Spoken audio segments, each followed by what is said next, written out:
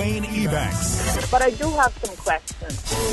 There are more questions than answers.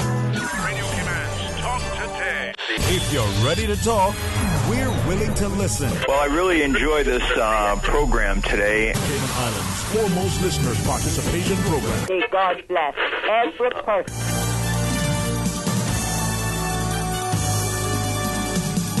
Hey, good afternoon and welcome and thank you for joining us here on this wonderful Wednesday. It's somewhat rainy and wet, but nonetheless an excellent day. Let's start things off with some open lines, so 1-800-534-TALK. Stay tuned for Talk Today. Radio Cayman's Talk Today, the Cayman Islands' foremost listeners participation program.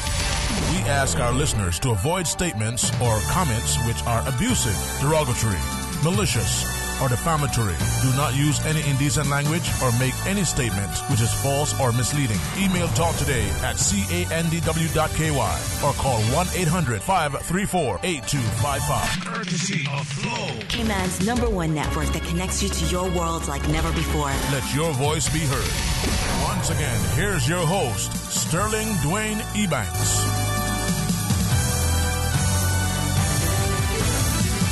Hey, good afternoon and welcome back. Thank you for joining us. 1-800-534-8255 or 949-8037. You can always send us your thoughts on our WhatsApp. 1-800-534-8255 if you want to call, or you can WhatsApp 925-3261. And I have some open line for you. 1 o'clock we get a chance to talk to you about, month of recovery, a lot of good issues to discuss with our good friends there. But until then, just have some open line and you can share your thoughts with us. Had an interesting discussion earlier with some individuals who, as one of them said, he's studying accounting and finance. As he gets ready to go back to school, chance to meet with him and his sponsor, and using the government's budget, the process as well as the document as a means by which the government intends to sort of govern, legislate, determine which policies and the like. And the fellow was saying that he never really appreciated how accounting for the public sector is so much different from what they're accustomed to in the private sector. So as they're going through the budget, they're recognizing sometimes that there's a process where in trying to balance the numbers, in the left column with those in the right column, not unlike what you would do normally if you're just trying to get to semblance of some accounts, but so much bits and pieces to go through. He found two things he said that stuck out. One was this idea that they can put in a token number, just in order to reserve that this particular thing may come to pass. And then the other thing is how sometimes the budgeted amount for something and then the actual amount vary significantly. Usually, the budget amount is a whole lot less. And he's wondering if that just because of improper budgeting and forecasting, is it mismanagement, and when it comes to the overspend. But the main thing he shared is that when we're starting to look at how government allocates its funding, especially when it comes to capital projects, it seems that oftentimes the public only becomes aware of it after the fact, even when the Auditor General, or even if there is a request through the Internal Audit Service to come and look at something. He gave us an example, the recent announcement that the government will be acquiring the Scotiabank building and potentially the former CIBC building. He said he heard that, the initial sums were relatively low, less than 10 million. I was wondering to what extent, those purchases will exceed that. Well, the initial sort of comments that were made about how much would be spent were even accurate. But end of the day, he says it probably beats spending 200 million now. That in itself raised a couple of comments from another fellow who was there, who says, well, do governments generally, not just this one, but in general, do governments suggest that a project is going to cost a lot more than it would, so that when they do come back and deliver it, they can say, well, we told you it's going to cost 100 million, but it only costs 80 million or 50 million. Is that to sort of give the public a sense of reprieve? Well, your thoughts. 8949-8037 or 1-800-534-8255. And invite you to be a part of a discussion. Now, in conjunction with Celebrate Cayman, as we look at 60 years of a coat of arms, we have an opportunity to share with you some questions, not just to win some prizes, but maybe even to learn a little bit about our history, especially in relation to the coat of arms. So here's a question we want to ask of you. Answer it correctly. Got a little prize packet here for you to be collected over at Radio Cayman. This question is, what does the gold lion, the Passant Guardian, in the Cayman's coat of arms with the four-paw raised and seen from the side represent? So that gold lion, that's on the coat of arms. What does that represent? Well, give us a call. Answer the question correctly. Got a little prize packet here for you. 949-8037 or 1-800-534-8255. You can even, if you so choose, you can even send us your answer on our WhatsApp, 925-3261. Let's go to our phones, though. Hey, good afternoon and welcome. You're on Talk Today. Good afternoon. How are you doing today? Hey, good afternoon, sir. I hope you're having an excellent day. I am, yes. It's a good day. Blessings are falling from the sky and in more ways than one. Amen to that. Yes, it is so true, huh? Yes. All right. Well, it's going to be an excellent week and even a year, as we go into it. Calendar and fiscal. All right. You want to, certainly hoping you share the things with us, but did you want to attempt to answer a question? Yes, I would like to attempt to answer it. Yeah? Well, what does that gold lion represent? The lion represents our connection to the UK, to Britain, to the big British Empire. Indeed, yes, that's what I'm told, and someone just messaged me and said, you asked that question, I've got a feeling you're going to set us up to something else. I'll be talking independence later. We might. That depends on people, right? Well, we certainly appreciate, not only you listening, but, answering the question and answering it correctly. And hopefully our little prize packet that the Celebrate Cayman team has put together is just another little, gesture to say, hey, we have a good place and let's work together. Anything else before you go there you want to share with us? Just want to wish everybody in the Cayman Islands a blessed day and blessings, and then also my condolences to the family of late Mr. Melvin Augustine and the family of Greggy G. Yeah, yes, sir, man. That's particularly challenging for many of us, and especially if really came on family here. I know it's difficult to come on here and put a good face forward some days. Some days.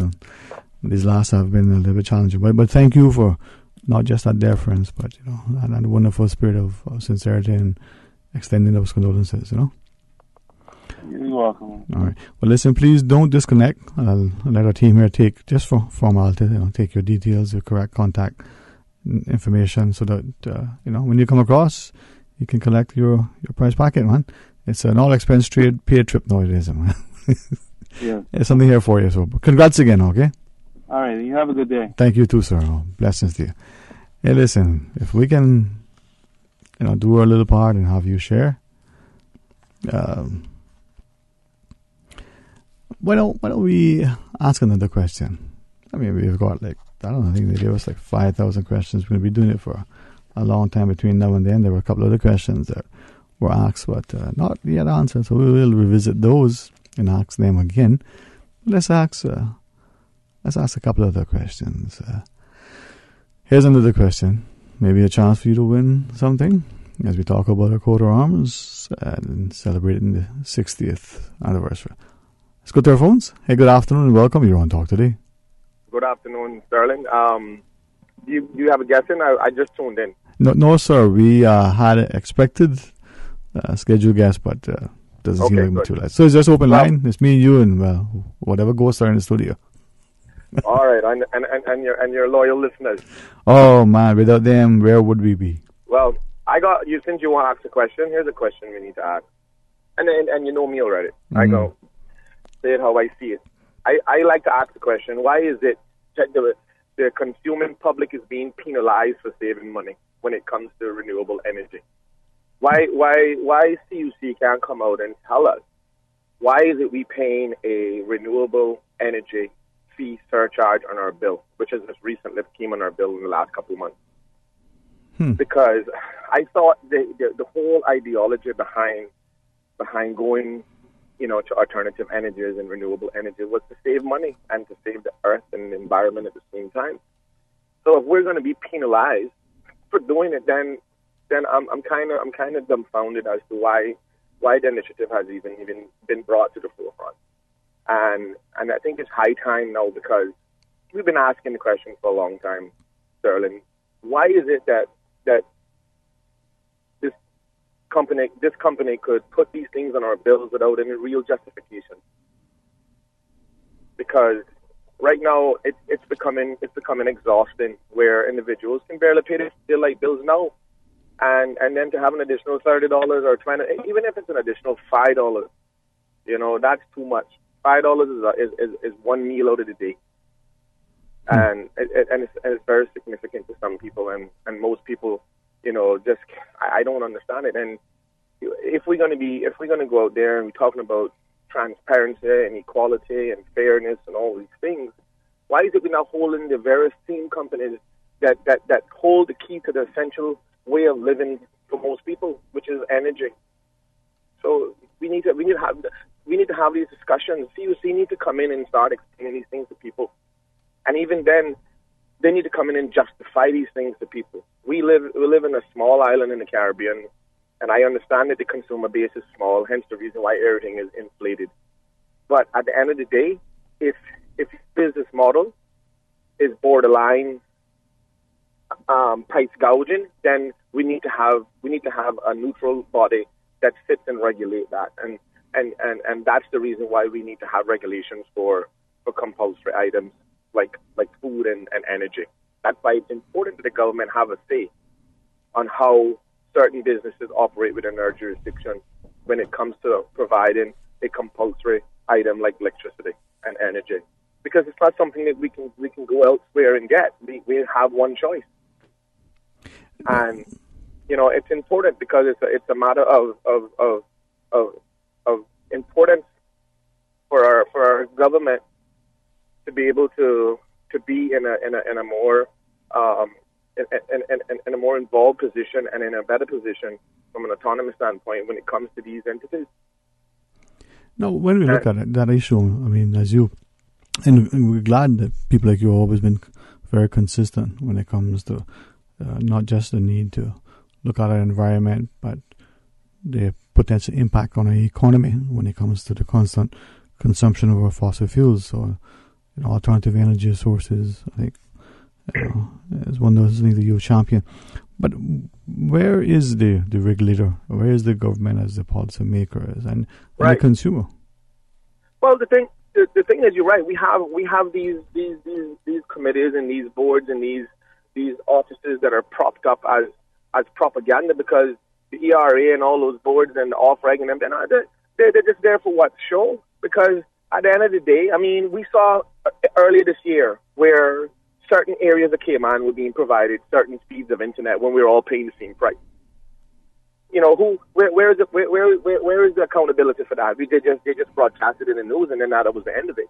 And here we are sitting down here in real tough times. These are trying times for people, and the government is sitting on their hands and allowing these institutions to continue to take advantage of the people of the Cayman Islands. When I say the people of the Cayman Islands, we are the majority of the minority, meaning that we're the majority of the people that makes the least. We are in the minority when it comes to being, able to have financial security in our environment.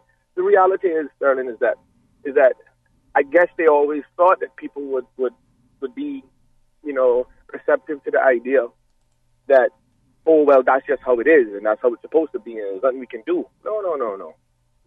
We need to ask the necessary questions, and we need to have valid answers, and we need somebody to come from CUC. It's time for them to come out of hiding now, and come on the public platform, have forums, and I don't care what they want to say. Oh, well, it's on our website. Their website is full of propaganda, and it's to deflect from the real issues.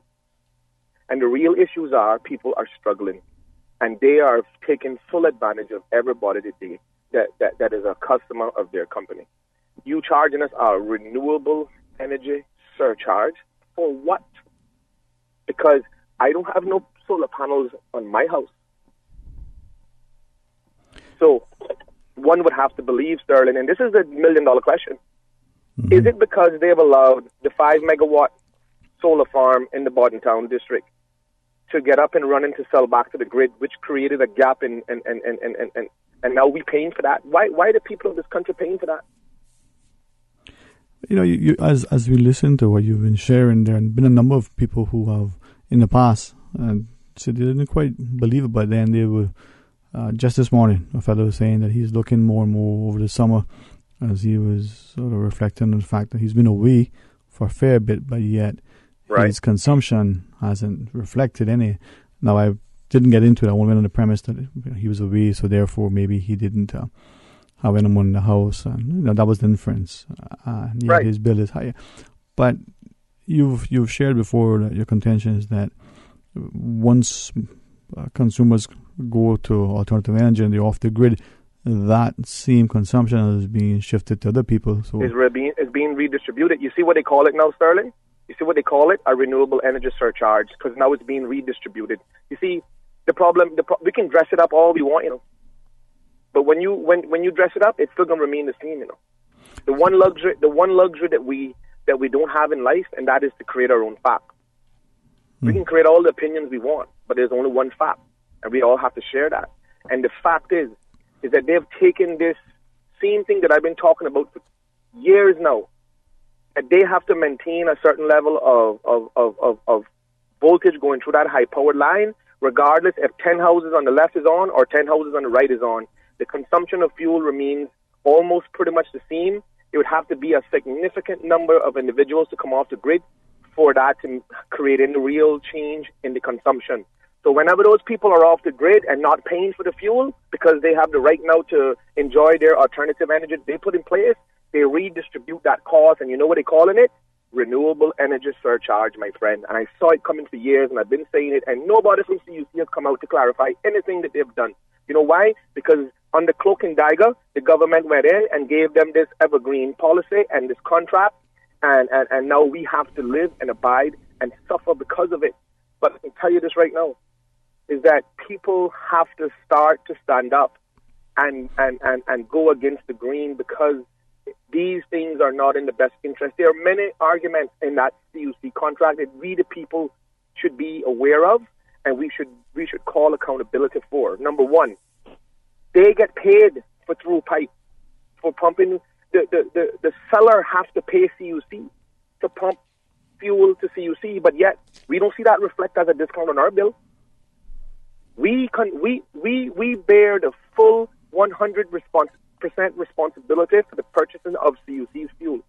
It's a direct pass-through cost, but yet they're collecting money for pumping that same fuel that we pay for through that pipe. And we don't get $1 of that. There is no rebate on our bill. So these are the areas that we need to talk about. In their contract, it says that they can put up infrastructure on road reserves, which is for the Crown. But they're not going to right to put no light pole in your yard unless they have written permission. These are the things that we need to talk about. These are the advantages that they have taken of the people of this country, and we have to talk about them. Long gone the times where we open up our windows and let the breeze blow in. Long gone, those times are gone. That generation has sadly disappeared. And when we listen to you, sorry, go ahead. I'm sorry, Sterling. I'm just tired of the propaganda and the hypocrisy that's going on in our society by the people who are making the most. I'm tired of it, man, because the next thing they'll do, they'll publish an ad about how they donate money to this and they hire this. Yeah, okay, you guys have 90% Caymanians employed. Thank you very much. That's the least you can do. We got to stop being tricked by the guise of propaganda, and that's what's happening. I'm just tired of it, man. And I know a lot of Caymanians out there feeling the pinch. You know how many people sitting down in their home right now with their light turned off? You know what I mean? And they're like billing no pile of money. Just can't afford it. They just can't afford it. And then they taking advantage of people. And it renewable energy surcharge. Are you kidding me? You telling me nobody in Parliament, nobody in Cabinet sat down and say, hey, maybe this is a problem. Why is this? Why we would never notify? Or maybe they was notified. Maybe they sanctioned it. I don't know. These are questions we need to ask. We need answers. So I'm urging somebody from CUC to come out and tell us what this renewable energy is for and why they are charging us for it. We need to know. And right now, it's a serious stuff, Sterling. This is real serious stuff. And that's just one element of our society that we can talk about forever until something happens. But I tell you what, it's time for Caymanians to start standing up and being counted when it comes to issues, like this. We have to, as people, it's our responsibility. It's our responsibility as generation now for generation next. Because what we create and what we leave behind will be consumed and viewed by those coming behind us. And that's what impression you want to leave is that we've done nothing to create or leave a sustainable environment for people. Right. I'm not.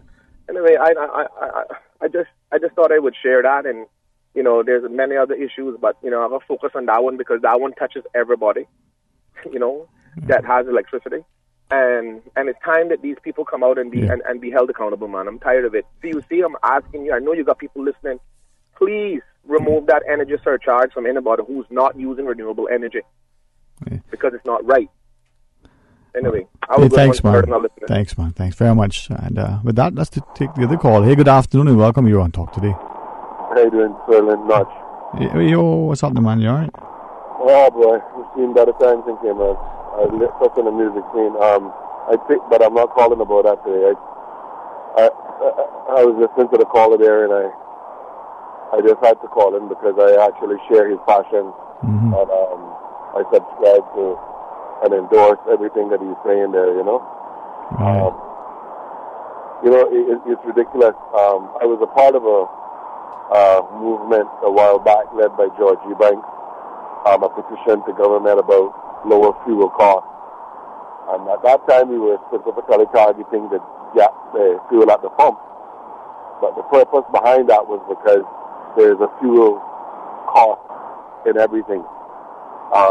The cost of living in Cayman is definitely way too high.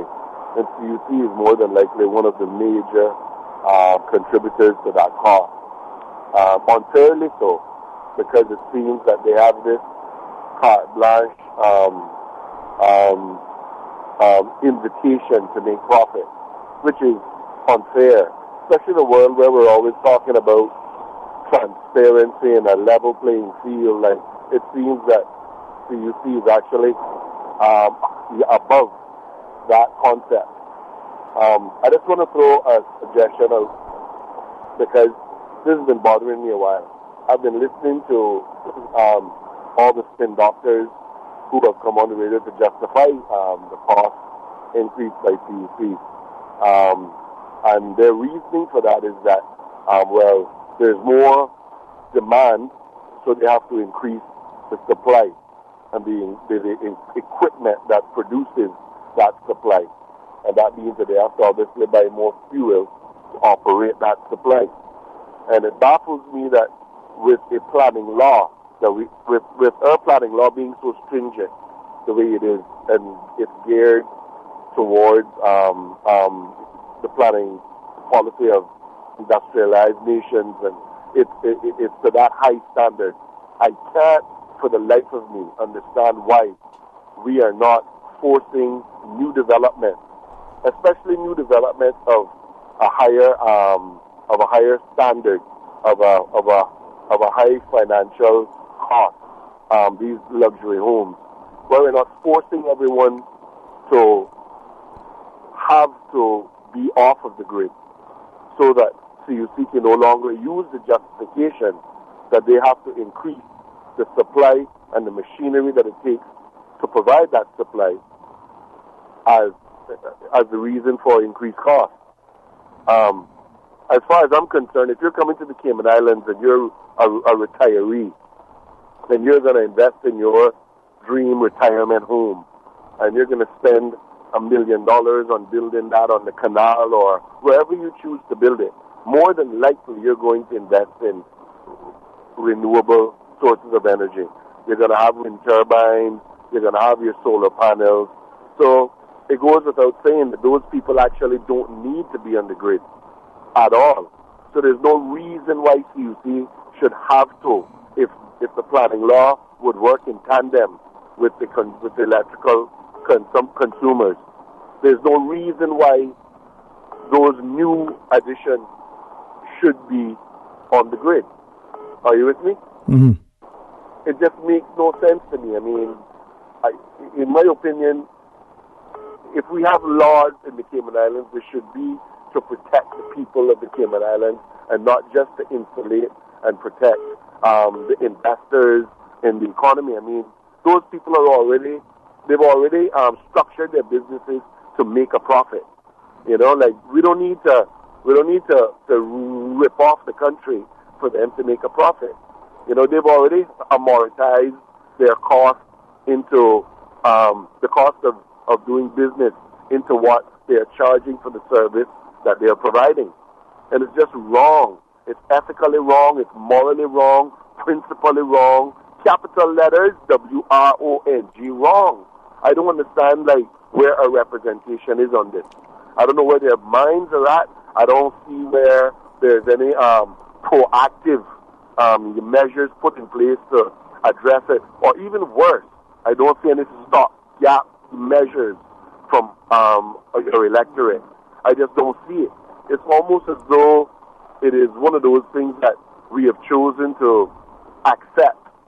And, you know, I mean, I dare say that goes against the grain of the character of all Caymanians to accept being ripped off.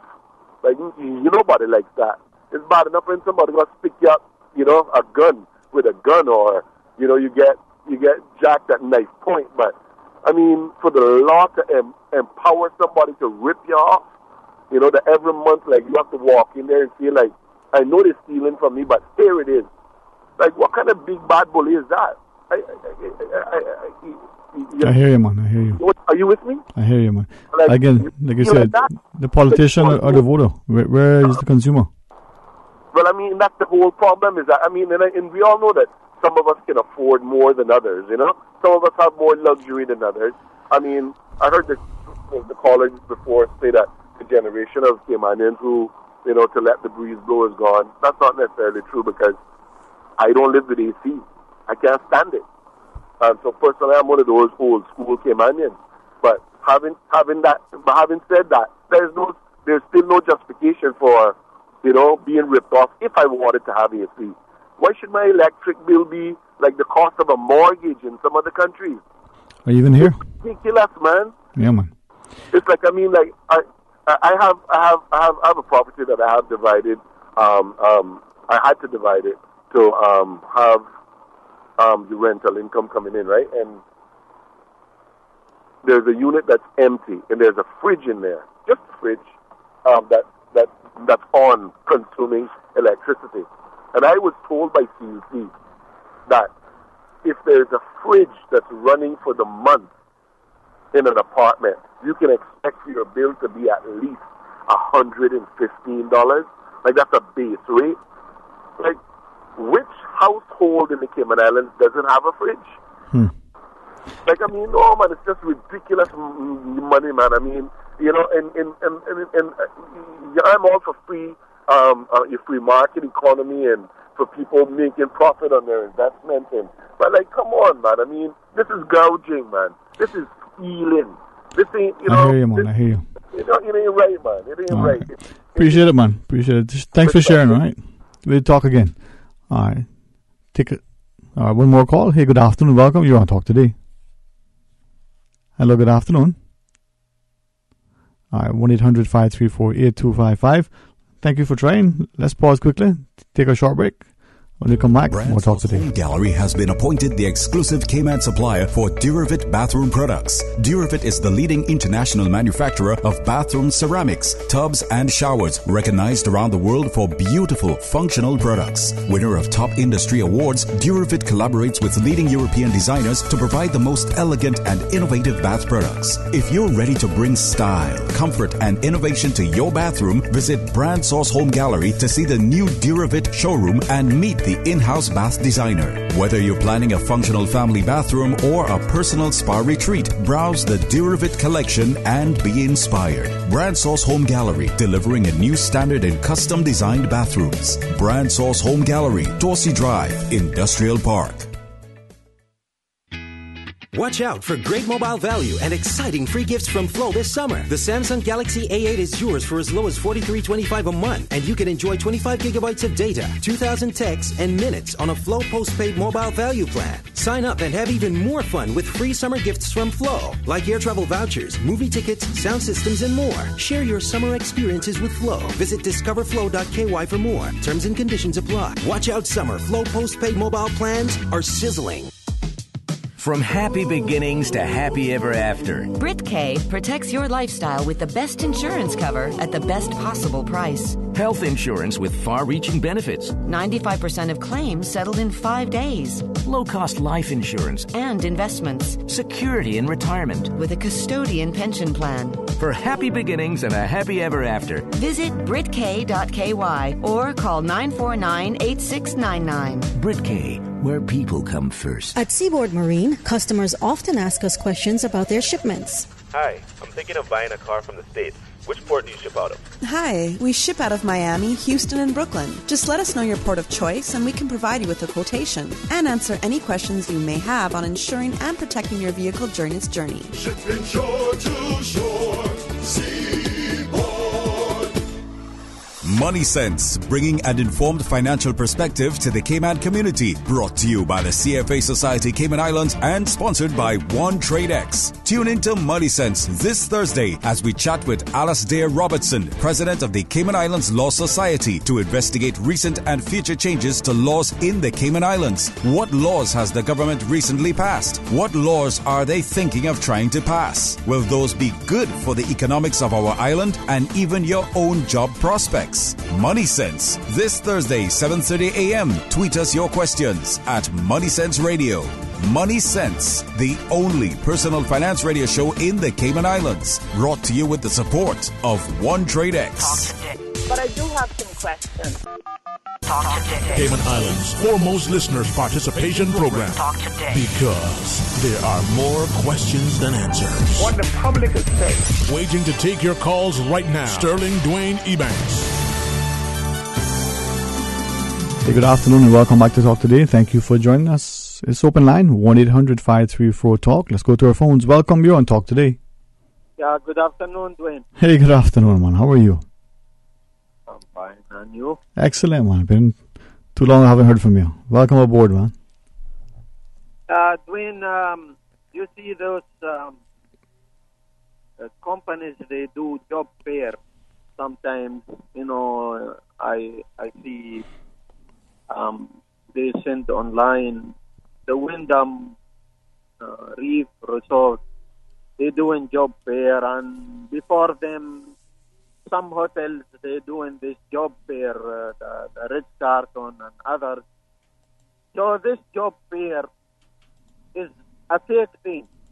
Let me explain to you why it is a fake, and it is fooling the people of this country. How so? In the summertime, when the high season of tourists, so those hotels need temporary people to work 1 month, 3 months, 4 months, so they using that, so they can approve more work permits in this country. If you go to those hotels and you walk there, I challenge you, if you find 10 Caymanians in the Wyndham Reef Resort, 10. I challenge you if you find 10 working their full-time job. I challenge you if you find in the Ritz-Carlton 15 Caymanian working there. In the summertime, they use people months, 2 months, 3 months, and then they fire them when they get the work permit being approved. It is a fake thing. And, this government gone to hold a meeting in Cayman Brock, and they what is that to do and benefit the people of this country? What's that to do and benefit if this government and the premier of this government, Mr. McLaughlin, never solved the unemployment problem in this country? He promised when he elected last time to solve the unemployment. He said he wants to bring an agency to solve the unemployment. We see no agency. They appoint people, they get in salary. They are not doing and still the same old system. Nothing being done in this country. They buy one building, Scotiabank building, to extend the court. The prison is full of people, and the prices of gas still going up, almost soon reach $5. Prices of food double. Prices of everything gone up, and the poor people are suffering. How many Caymanians are homeless? This government is worse than the one before. I mean, it is getting worse every day and every day. And the premier saying this is his last term, and he wants to leave a legacy. I'm asking Mr. McLaughlin, what legacy you gonna leave when you personally, as a premier, promise all these promises, and I don't see nothing being achieved in this country in terms of employment. All right. Employment is going up, right? Unemployment is going up, and the amount of people are coming, work permit is raising, but the unemployed, local unemployed is more quantity than before, and people are homeless, people are hungry, people are getting worse life, prices is gone up, and this government is buying a building to extend the court so they can prison some more people, and the prison is filled up already. Maybe they are gonna build. Well, I guess as you shared, it speaks to the priorities one. Hey, listen, so that we can get another call before the break. Hey, thanks for sharing out with us. But excellent points that maybe raises a social consciousness. Let's take one more call. Though. Good afternoon. Welcome. You're on Talk Today. Sterling Dwayne. Good afternoon, man. How are you? Well, it takes a man from Jordan, mm-hmm. to come to Cayman Islands to tell us this. And the man is correct. Because we got smart people. What I'm saying is, Sterling, it's either we're okay about creating a minority in our own society with people that are smart people. The people that are smarter than Mr. Jordan that works in the glass house. The people that are smarter than me and you. Mm. But then it somehow these educated people just, Sterling, we listen to the radio, we listen to your show, and we're looking for that window of opportunity for people that went away and became educated and that kind of stuff that can actually contribute something to their society, mm-hmm. that are actually not saying anything. What is that? So that's what do you the think? major issue. Yeah. I Sterling, mm-hmm. my voice. I will use my voice. Mm-hmm. So let us get back to what Mario was saying in terms of the whole corporate greed. Because now what we are having with that company, I didn't know if I was supposed to call the company's name. Well, the thing is, should we not be able to say things and be accountable for what we say? Sometimes you can't call names on your show, so I wasn't sure if I should have said them arcing it. I hear what you're saying, man. However, the civil service, which are government paid people, are all okay with that. The civil service are people who are granting work permits, who are okay with that. Work permits increased from from 888.9 million last year, 2016, to 210 million in 2017. And so when you start to look at the trajectory and the projections of what's actually happening in terms of bringing in the labor, Caymanian unemployment, and the government is at the helm, my government, our government, smart people, it's either they are a part of the problem, either they are complacent, or they're just being compliant with whatever business propositions there are. But our people are certainly feeling the pressure. They are creating a minority in our island, and that's not going to benefit you if you're in a government payroll. No. You're not going to be on a government payroll in the future.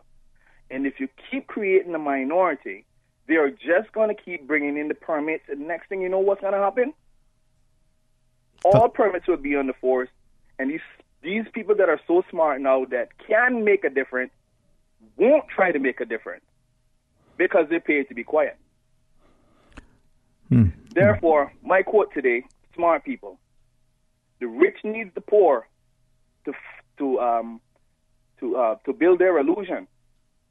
But only the poor can make the wealthy can contribute to their reality. Rich people need poor people so that they can create their wealth. And so that's why you have these. That's why you're gonna always have. I will take Styrofoam. We know who owns Styrofoam, and he has become a millionaire because he sells to the poor, not because he sells to the rich. And if our people that are in positions right now, well paid, well educated, and won't make a difference, it's on them. Yeah. My voice. Listen, keep using your voice, man. My voice. All right. Hopefully hear from you more often. All right. Thanks for sharing with us. With respect, thanks to Wilson for letting us go a minute into our news. Stay tuned for Talk Today. Radio Cayman. Radio Cayman's newsroom. Headline. These are the biggest stories right now. Legislators are in the BRAC as the sister islands host the latest LA meeting at the Aston Rutty Center this week. This year marks the 50th anniversary of Legislative Assembly meetings on Cayman BRAC, and Speaker of the House, the Honorable Makiva Bush, says the proceedings are much appreciated by the BRACers. Mr. Bush's opening remarks honored those who have served as representatives of the sister islands over the years and included a request to those in the session to stand for a minute of remembrance. The meeting will continue to be held on Cayman BRAC through Friday. Good afternoon, I'm Dion Anglin with your headlines and news elsewhere. 2 Russian nationals have been named as suspects in the attempted murder of former Russian spy Sergei Skripal and his daughter Yulia. The men, using the names Alexander Petrov and Ruslan Bishrov, are thought to be officers from Russia's military intelligence service. Scotland Yard and the CPS say there is enough evidence to charge the men. Thousands of people had to be evacuated from Kansai Airport after the worst storm hit Japan in 25 years. The major transport hub serving Osaka, Kobe, and Kyoto was cut off when an ocean tanker hit and damaged its bridge to the mainland. And 19 people have been taken ill after an Emirates airline plane landed in New York. The plane was quarantined at JFK Airport as those on board were checked by health officials. 10 were taken to the hospital, but others refused treatment. That's a wrap of your headlines. I'm Dion Anglin. Radio Cayman, the voice of the Cayman Islands. What's happening in your community? News and information, music and more. You can find us. www.radiocayman.gov.ky. Like us on Facebook and follow us on Twitter. Radio Cayman is your choice, your voice for today's biggest news. Radio Cayman.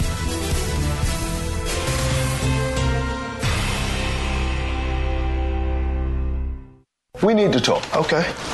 We've noticed you've been going to KFC a lot more than usual lately. And that's fine. We know you love it. We just don't understand how you can afford it. The KFC What a Deal menu, starting at just $3.50, gives you lots of great choices and value. Available at KFC Baytown Plaza, Shedden Road, and in the Strand. The KFC What a Deal value menu, the deal everyone should know about. Come to KFC and enjoy a variety of tasty choices at surprising prices. KFC, so good. Okay, thank you. Can you please read the bottom line?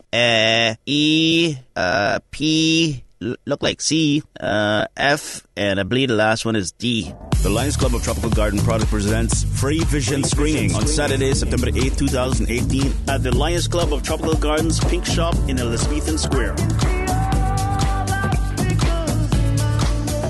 The Lions Club of Tropical Gardens will be providing free vision screening presentation on glaucoma by Optical Outlook. Screening starts from 10:30 a.m. until 2:30 p.m. Free vision screen by Dr. Krishnamani. Partly sponsored by the Jamaica National Building Society. Remember, your vision is nothing to play with. Get tested on Saturday, September 8th at the Lions Club of Tropical Gardens Pink Shop in Elizabethan Square.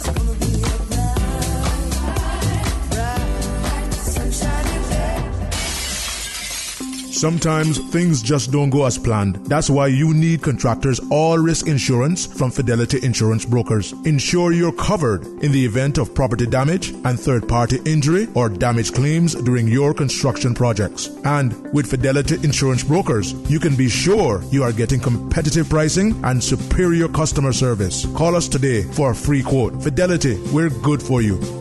Talk today. But I do have some questions. Talk today. Cayman Islands' foremost listeners participation program. Talk today. Because there are more questions than answers. What the public is saying. Waiting to take your calls right now. Sterling Dwayne Ebanks.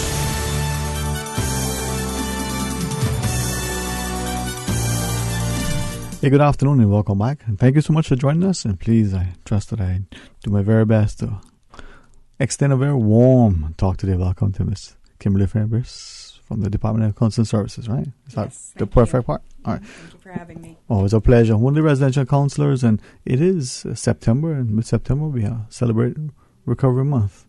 So we invite you to share with us and hopefully, bring our people to not just an awareness, but an active engagement and doing our part to making our communities better. So good afternoon to you again, Mom. And good afternoon to you too. All right. Recovery Month. Tell us about it. So Recovery Month is actually a worldwide opportunity to recognize individuals who are struggling with substance use disorders or mental illnesses. We celebrate it every September, and we've been celebrating it in the Cayman Islands for the past 10 years. Every year we have a different theme and different activities that we do for people who are in recovery to celebrate them and their efforts and to provide support to them and their families as well. So this year the theme is called Join the Voices for Recovery, Invest in Health, Home, Purpose, and Community. So what we're finding more and more for people in recovery is that they need really comprehensive services to get the best help that they can and support in the best sense of it. So this year's Recovery Month theme has to do with having both integrated care, involving community, involving their families in their process of recovery, trying to have some leaders rise up in the community that are aware and can support the efforts, and also just being aware of what the purpose of recovery is and what it entails for people who are going through that process. See that how we had hands-on service here, very person. Thank you, sir. On the radio. Yes. But sadly, on this other stuff with cameras. But thank you so much, Ms. Kimber, for braving their studios. It's September. Who knows what will happen? Right. But as you share, that theme, join the voices for recovery, invest in health, home, purpose, and community. And we look at the idea that our community is a reflection of who we are. If we do our part, exhibit greater leadership, take an active role, how much more we can do and what better our society can be. Respectful though, in the Cayman context, and I'm glad for over the years the opportunity afforded to be able to bring attention to different programs and the like. But it seems that some of us in this community don't see that that active recovery, whether someone who's addicted to, whether the drug is alcohol, whether they're trying to quit smoking, or whether it's some other harder drug. We don't seem to understand the challenges people have, them, their families, and their colleagues and the like. Right, and that's one of the important parts of Recovery Month, is trying to help people to just be more knowledgeable about what the disease of addiction does to a person, to a family, and to the greater community. A lot of people may look at someone who has an addiction, whether it's to alcohol or another substance, and they might say, well, if they really wanted to stop, they would. They see it as just changing behaviors. If they just change what they're doing, then everything will be okay. But it's not that easy. If it were, I would be out of a job. And that's something that I would love to be able to say. I wish it were as easy as that, but it's a chronic disease, and it really takes over a lot of different areas of a person's function. So not just their behaviors, but also their emotions, their psychological state, their relationships, the way they perform on the job, the way they interact with the community. So the recovery process has to change in all of those areas in order for someone to be successful.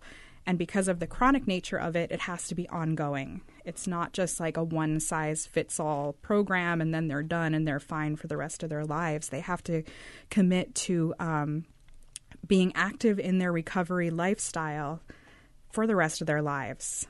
Well, with that, Ms. Grimla, I would gather from many who say, listen, they're celebrating, let's say, they're in recovery on their birthday, as they phrase it.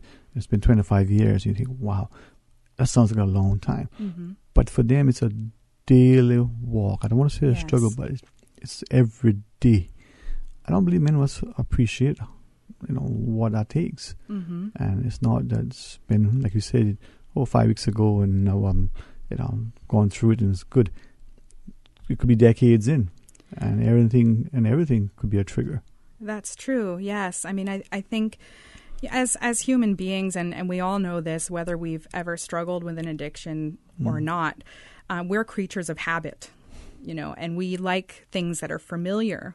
We tend to not like change, or sometimes we might want things to change, but we always also want them to stay the same, So that person who has that day-to-day commitment to recovery is basically making a repeated commitment every day to live a life where it's easier not to use. It's more than just putting down the alcohol or putting down the drug that they're addicted to. It's about creating an entire lifestyle where it's easier not to use to deal with life.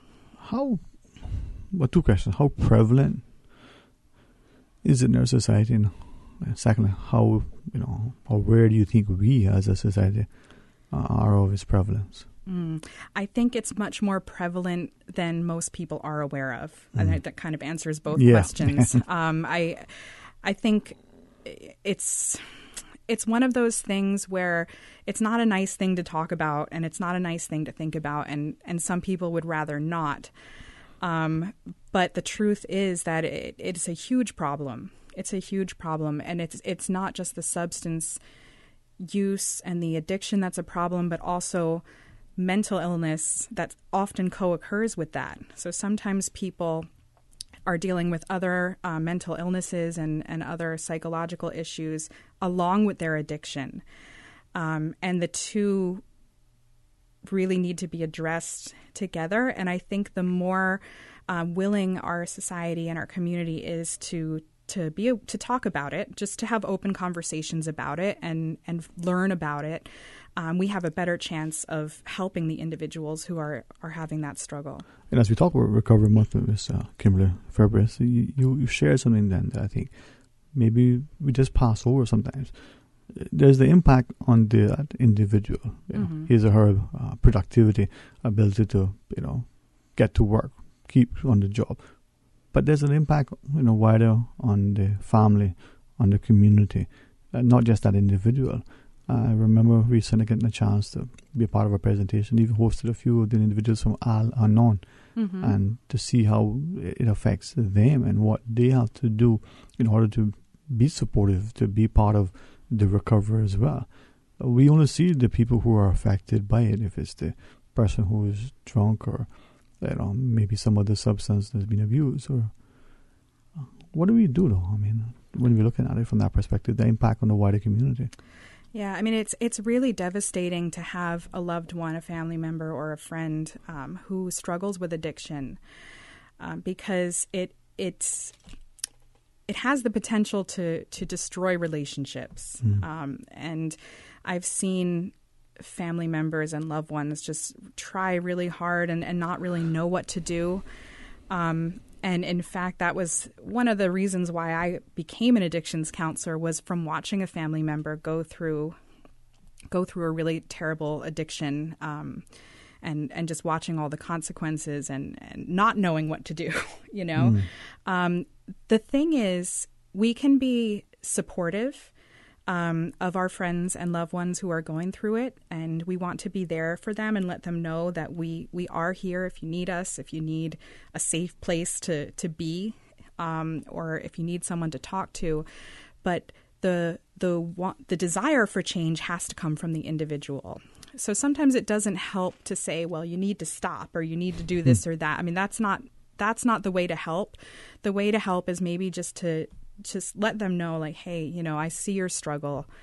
Even to admit, I sometimes I don't know what to say, you know, to help you, but I just want you to know that I do see your struggle. And if there's anything you need, if you need a ride to a meeting, if you need, you know, help getting somewhere, getting to an appointment, that I'm here for you. When we guide me, because sometimes I listen deliberately to presentations. I go to, you know, acceptance sessions to go places, partly because I want to know. You know, knowledge, they say, is power. Yes. Being informed may be of, you know, position to be of value. In our society, we say alcohol and drugs. Now, I always say, well, alcohol is a drug, so, you know, all drugs, whether it's alcohol or something else. Is that part of the challenge, that we look at different drugs? Oh, it's only ganja. Oh boy, well, it wasn't this thing. You know, we make a distinction and not see that the impact of addiction is addiction. Yeah, I think that is a problem. Because alcohol is legal, right? I mean, up to a certain limit, you're allowed to go out and drink, and so I think it's more socially acceptable. I even promote it sometimes, right? Right, Yeah. right. So it's seen as a little bit more socially acceptable, and sometimes people become really skilled at hiding just how much of a problem it has become for them, and then other people see other substances. Well, the three main substances that we tend to see people having issues with in the Cayman Islands are alcohol, ganja, and cocaine. And there are others, but those are the big three, I guess. So some people will look at someone who's addicted to crack, you know, or to cocaine and say, well, you know, they're worse off than me being an alcoholic. But you know, the thinking behind it is exactly the same. The addictive thinking, the patterns of behavior, it's exactly the same no matter what the substance is.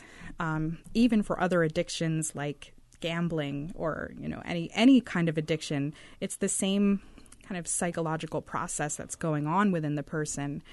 So it's helpful to kind of look at it in a broader way instead of saying, well, the alcohol's not so bad or the ganja's not so bad. You know, they all have the power to be destructive if we let it. And it controls you, affects your relationships with your business partner, with your family, with a spouse or siblings or children. So it is that same negative consequence if you're not careful. Yes, and that's really how an individual or someone close to an individual would know that it's becoming a problem. If they see that it's impacting different areas of that person's life, then that's a good indicator that it might be time to get some help. Okay, so we as family, it may be that, let's say, let's use, you know, spouses. So one sees that the other, hey, you know, when we're out, you know, instead of a glass of wine, we're having, you know, 2 bottles. I don't know. Maybe when we're home, what do we do as family when we're recognizing that family, colleague, close friend, someone we care about is now starting to really exhibit those, I don't know, maybe I'll use the word destructive behavior, being impacted negatively. Mm-hmm. We're seeing the addiction, or maybe we know of it. What can we do? How do we help? Well, the first thing is to keep the lines of communication open. Mm-hmm. Sometimes it may seem easier to just ignore a problem and hope that it'll go away on its own, but this is one of those things that won't. So one of the things that I would advise people to do is to think about it in the same terms as you would with any other disease. Mm-hmm. If you had a spouse or another family member who you saw was starting to maybe have some physical symptoms of a disease, you would probably urge them to go to the doctor, right? You would probably ask them, to try to take better care of themselves or maybe offer to help. So I think this is the same thing that you would want to do if you see that a person is being affected in some way by alcohol or drug use. Be open about it. Let them know that you see it and that you're willing to get them to a help that they need or. Well, if I may ask, when we look at, say, alcohol, mm-hmm. Whether the drug is alcohol or the drug is, and we have legal and illicit. Right? Mm-hmm. So if it's alcohol, one thing, but if the drug is one of those that we have classified as illegal, then does that make it different for that family member? Oh, you're doing this, so the police, the courts, you end up with a criminal record. But if you're at home, drunk for the weekend and, barely functioning through the week to get to work, but boy, come Friday, you're drunk again for the weekend. Let's just say that was the pattern. Mm-hmm. One can say, well, it's alcohol, it's legal, you're of age, you're not driving, you're not, anything else, you're only harming yourself. True, but they're not only harming themselves, and that's the key.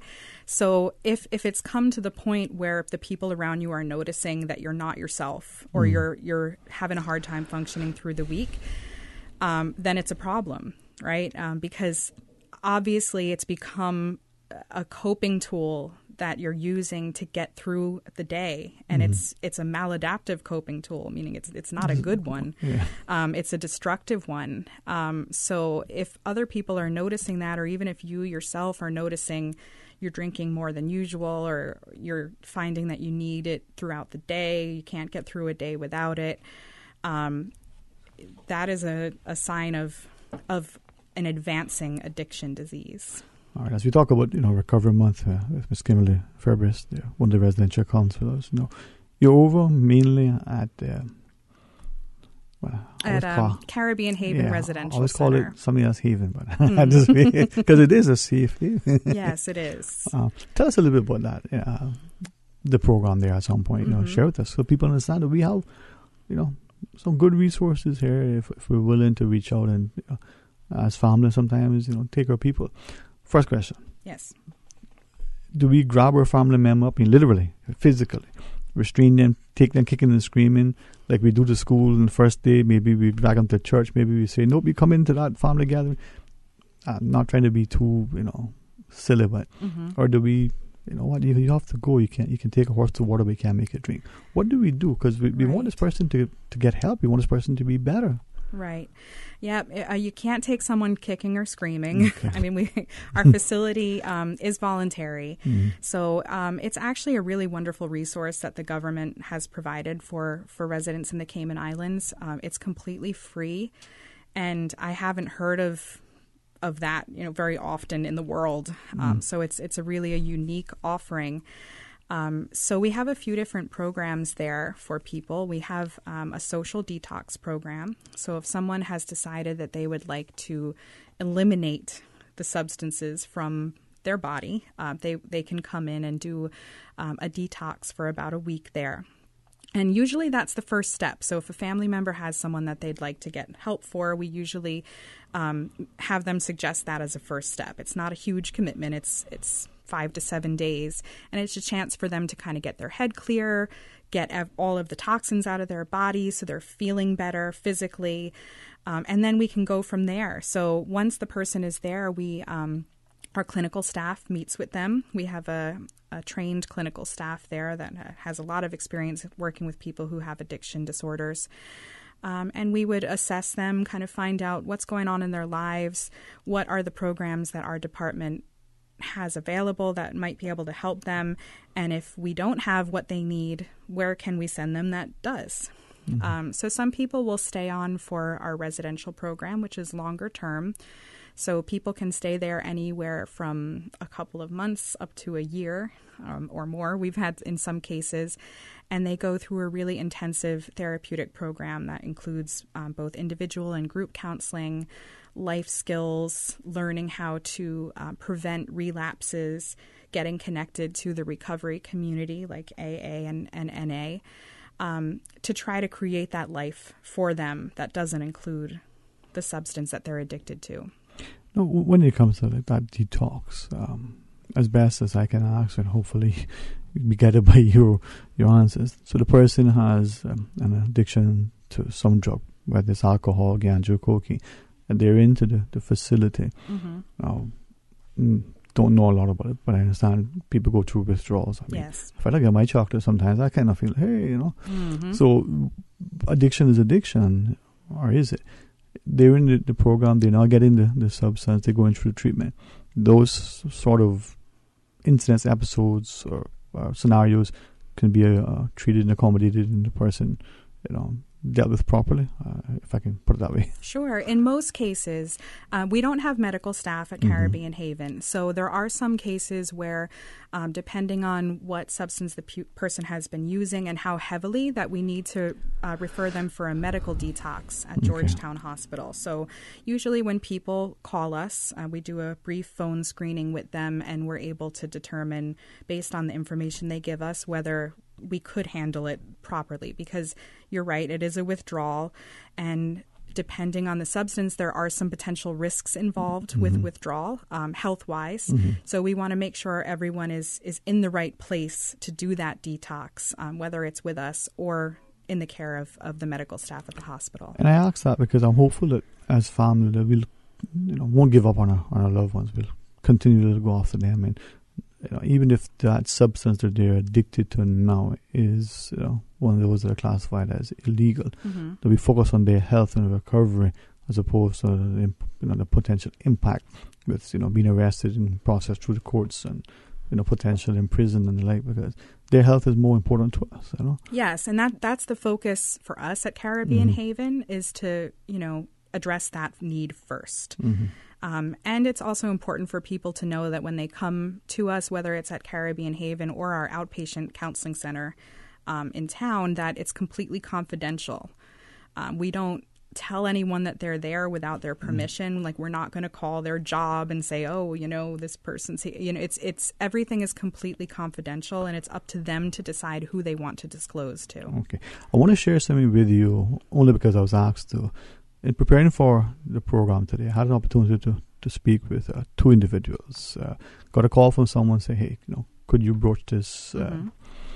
And basically what it was, these are two counselors, well-known individuals who share. So no names, nothing confidential.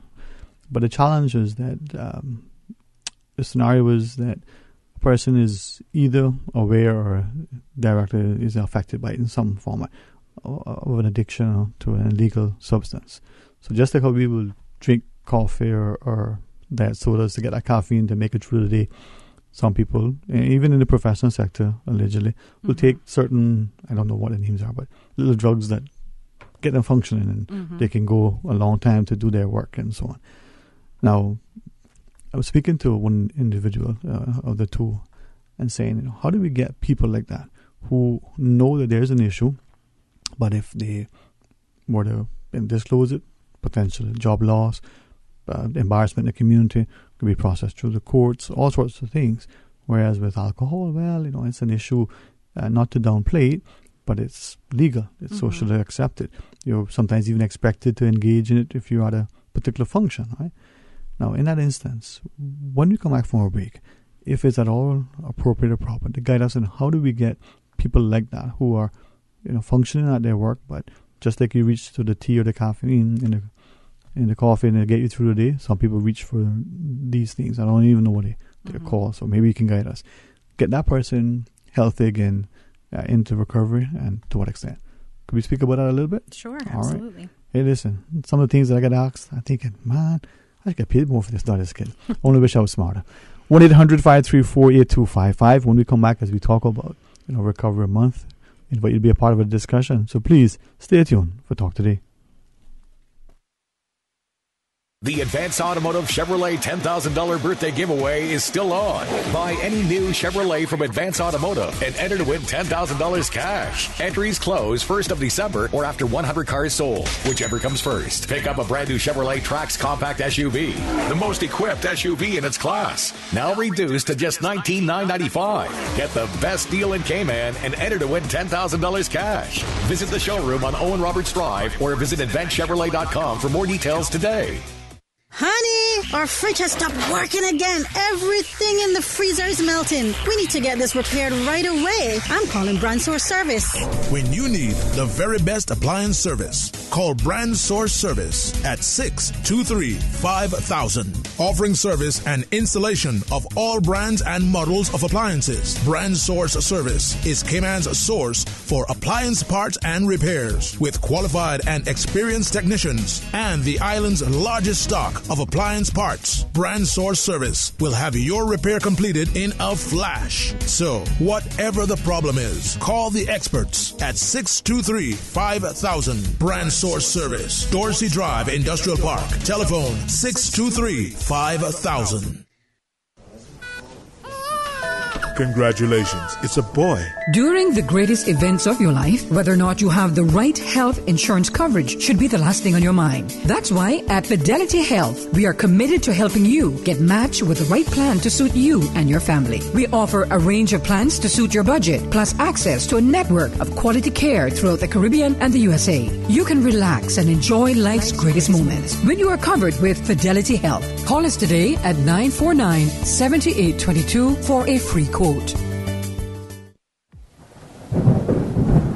Water Authority Cayman's Survival Tip Saturday series is back. Throughout the 2018 hurricane season, the Water Authority will be posting helpful preparedness tips on our social media accounts every Saturday. Follow us on Instagram or like us on Facebook to stay informed on how you can prevent damage and minimize danger in the event of a storm. Be prepared, be aware, be safe. This hurricane preparedness tip is brought to you by Water Authority Cayman, suppliers of the world's most popular drink. Money Sense, bringing an informed financial perspective to the Cayman community. Brought to you by the CFA Society Cayman Islands and sponsored by One Trade X. Tune into Money Sense this Thursday as we chat with Alasdair Robertson, President of the Cayman Islands Law Society, to investigate recent and future changes to laws in the Cayman Islands. What laws has the government recently passed? What laws are they thinking of trying to pass? Will those be good for the economics of our island and even your own job prospects? Money Sense, this Thursday, 7:30 a.m. Tweet us your questions at Money Sense Radio. Money Sense, the only personal finance radio show in the Cayman Islands. Brought to you with the support of One Trade X. The word of the week is empower. Yeah, that was my part. Yeah. Okay, so record. Go ahead. The word of the week is empower. EMPOWER. And this week we're featuring tribute music as we honor the late Melvin Augustine, Greggy G, and Aretha Franklin. Also join us for an interview with Cayman Proud of Them honoree Zola Jones from our Flex family. And Zachary Moore. That's right. So join us this Wednesday from 4 to 5 p.m. right here on Radio Cayman, 89.9 FM for Youth Flex. A program for all people by young people. Youth Flex, more than talk. What you want?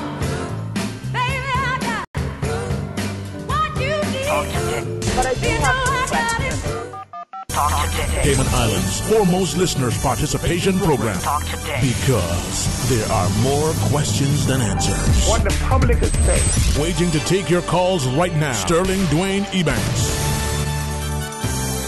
Hey, good afternoon. Welcome back to Talk Today. Thank you for joining us. And we're really grateful to the opportunity as we talk about Recovery Month and hopefully get us to a point where we appreciate one, together, we can make it better, but there are incredible resources available. As you speak to Ms. Kimberly Febres, one of the residential counselors the Department of Counseling Services in particular, many of us don't appreciate the competence and confidentiality of the staff, the accessibility, but equally, that it's a free service. Well, yes. You don't have to pay for it. We, as a collective community, through our taxpayers' funds, we support this service. Right. So it benefits all of us. Mm-hmm. All right. Well, thanks, man. Thanks for coming on board and sharing with us. And it's a challenging, subject for all of us. But it is Recovery Month, and as you shared with us the theme, I made a note. Join the Voices for Recovery, you said? Yes. Invest in health, home, purpose, and community. Right. All right. Prior to the break, we sort of shared something with you somewhat. I don't know how good we did it. Mm-hmm.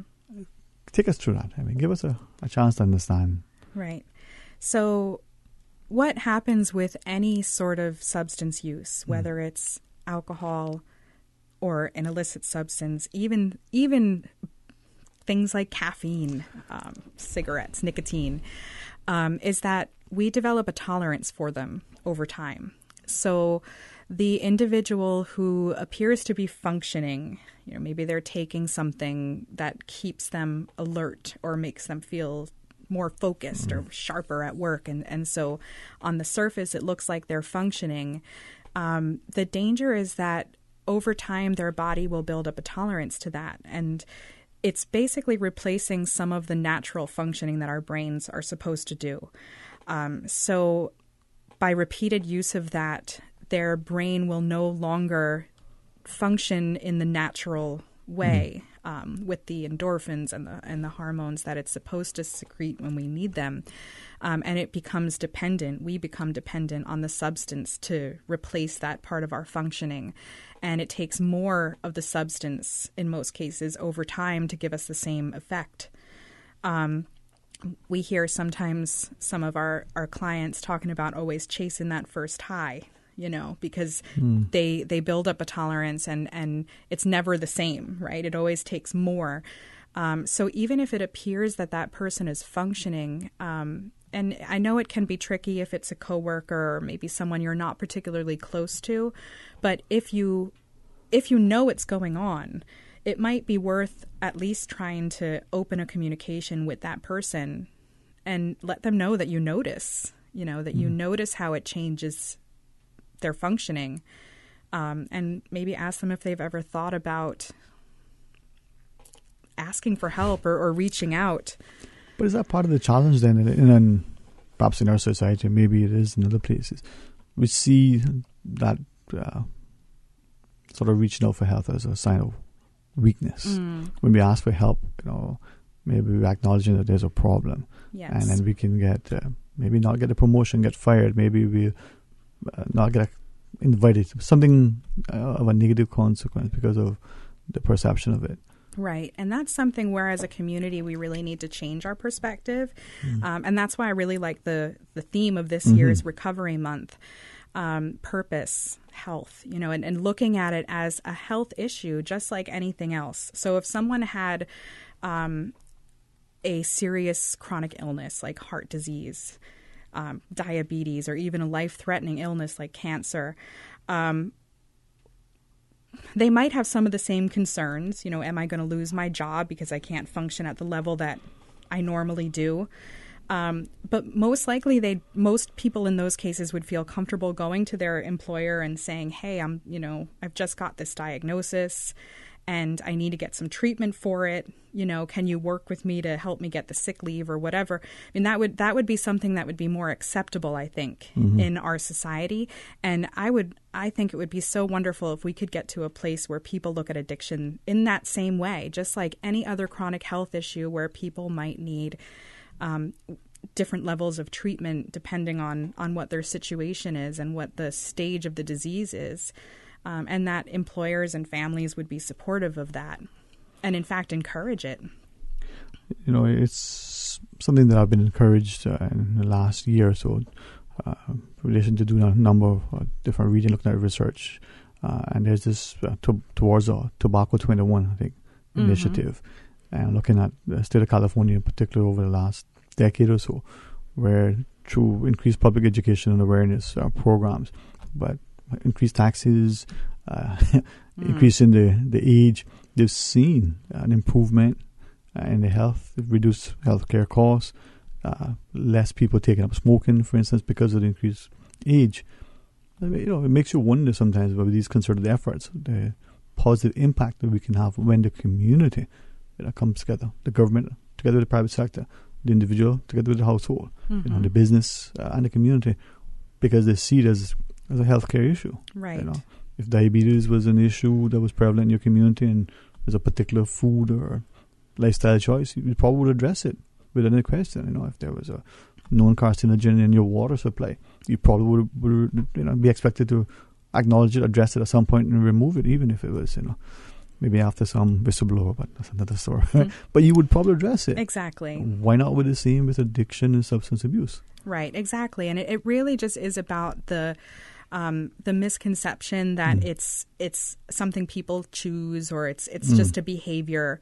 And yes, they did choose to pick up that first drink or that first smoke or the first hit of cocaine. Yes, that's true.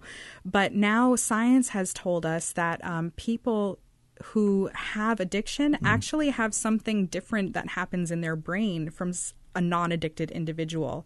So substances that are have the potential to be habit forming will actually be processed differently in their brain. So there's actually something neurological going on. And once that is turned on, it's much harder for that person to just stop. Yeah, that's the power of the brain. I mean, we see that behavior. Perhaps why some people are prone to do certain things, whether it's an addictive behavior, whether it's a deviant behavior, otherwise, and perhaps more so than others.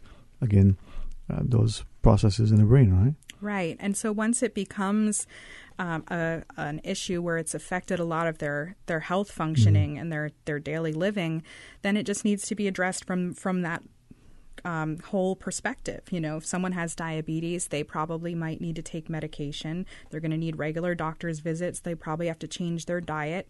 It's not so different from someone with addiction. They're going to need regular counseling or recovery meetings, or both, ideally.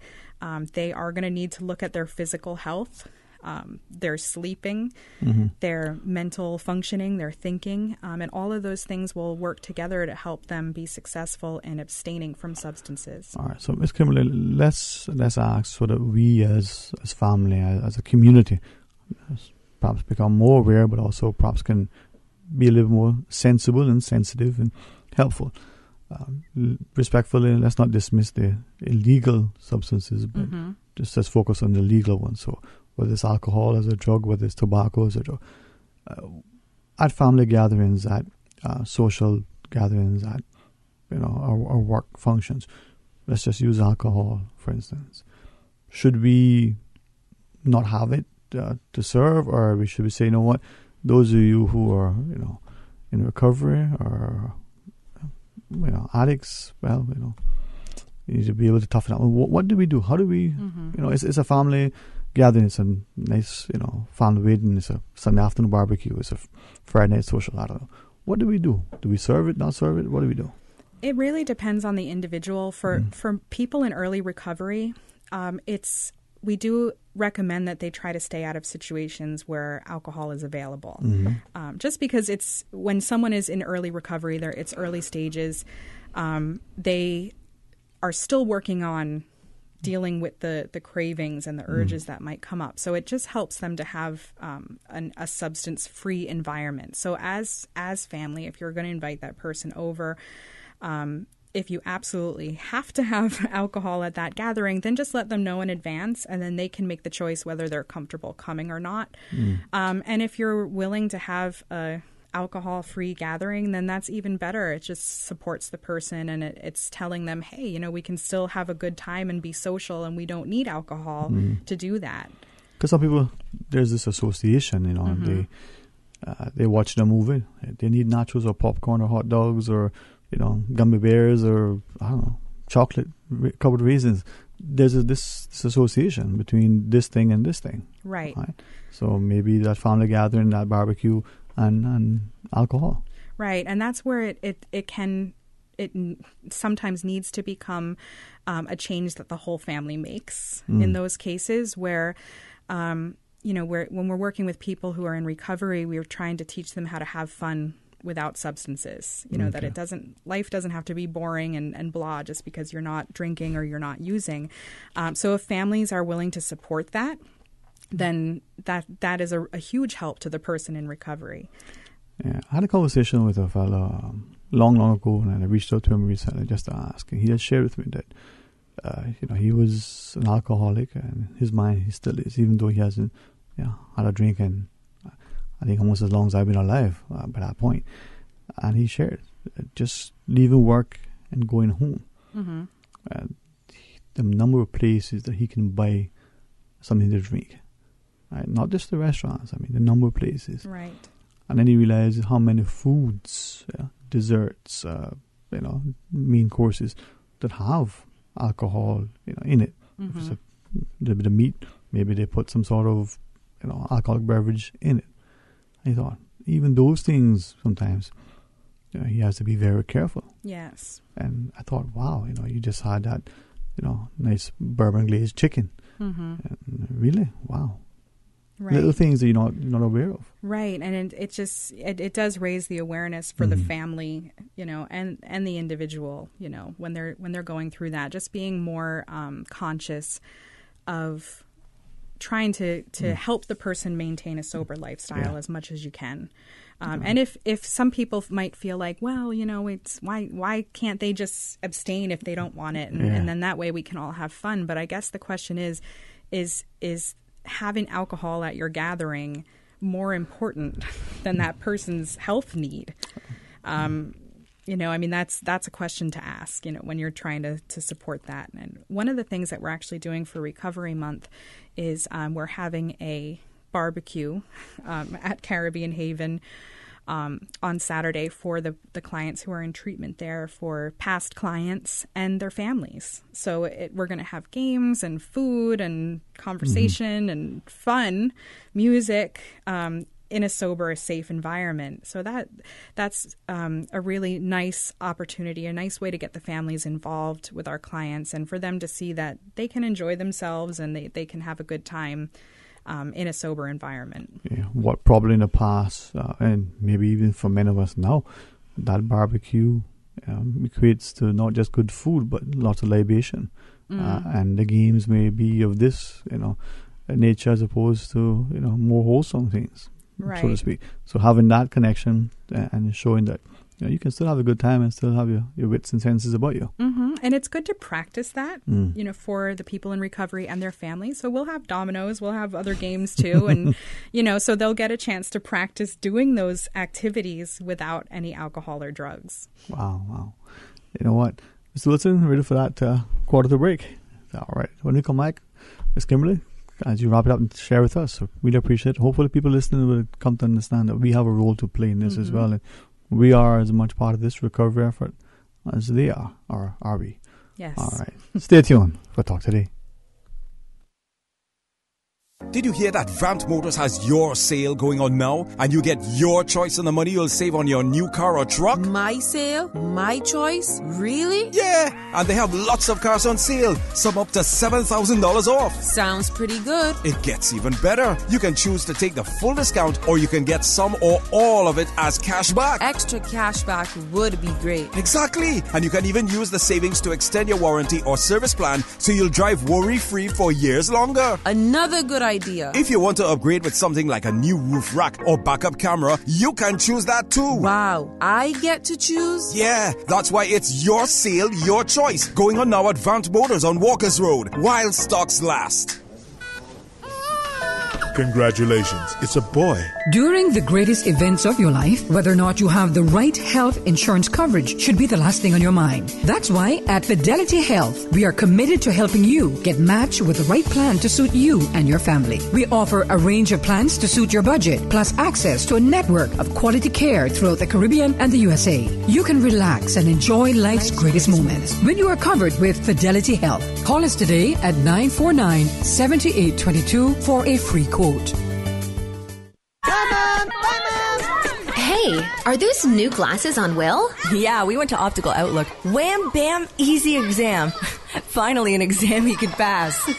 And we had the glasses the next day. Easiest part of our back-to-school shopping for sure. Book your child's eye exam today at Optical Outlook. Call 746-2020. Save 50% off a complete pair of glasses with any student eye exam. Now extended until September 28th. Come see the difference with Optical Outlook, located in the Caymanian Village. Follow us on Facebook and Instagram. What if being in recovery from a mental or substance use disorder was something we proudly showed the world?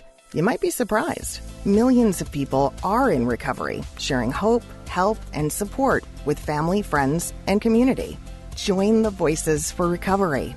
If you, your family member, or friend are in need of support, please contact Department of Counseling Services at 949-8789. Tune in to Talk Today for the Celebrate Cayman giveaway contest. Celebrate Cayman is a national celebration of our culture, history, and community as we commemorate the 60th anniversary of our coat of arms. From August 27th to September 26th, Talk Today will be giving away daily prize bags for our resident history buffs. How well do you really know your Cayman history? Test your skills on Talk Today. Talk today. But I do have some questions. Talk today. Cayman Islands' foremost listeners' participation program. Talk today. Because there are more questions than answers. What the public is saying. Waiting to take your calls right now. Sterling Dwayne Ebanks.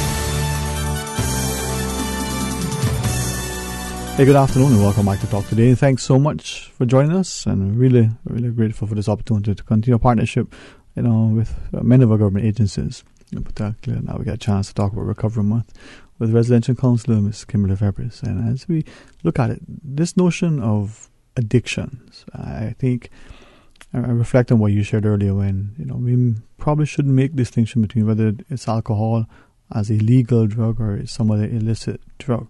And we know in our society people have access to many kinds, even these so-called, designer drugs. And then we're seeing reports, infrequent, thankfully, but of other drugs that are more prevalent in other jurisdictions from time to time on our shores as well. So we shouldn't deny ourselves, shouldn't deny that it's possible here. It's use and abuse.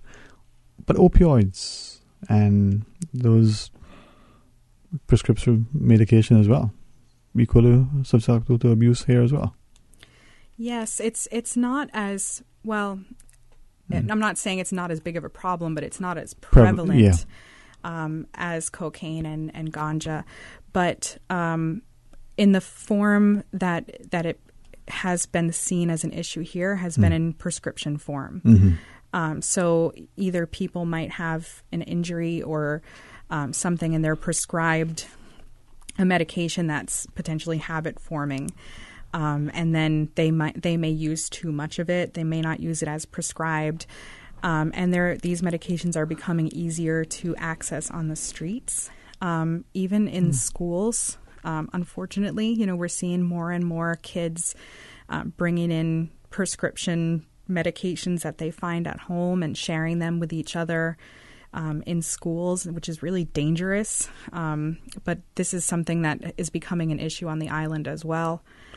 And I appreciate you sharing with us, and thank you for that, because I think many of us as parents in particular don't realize that these are the things that are unfolding in our communities and in our schools. And it could just be like, part of a game by some, maybe it's more sinister by others, but the impact is still the same. Our lives are at risk if we're not careful. We could be staring down something that we see in other parts of the world.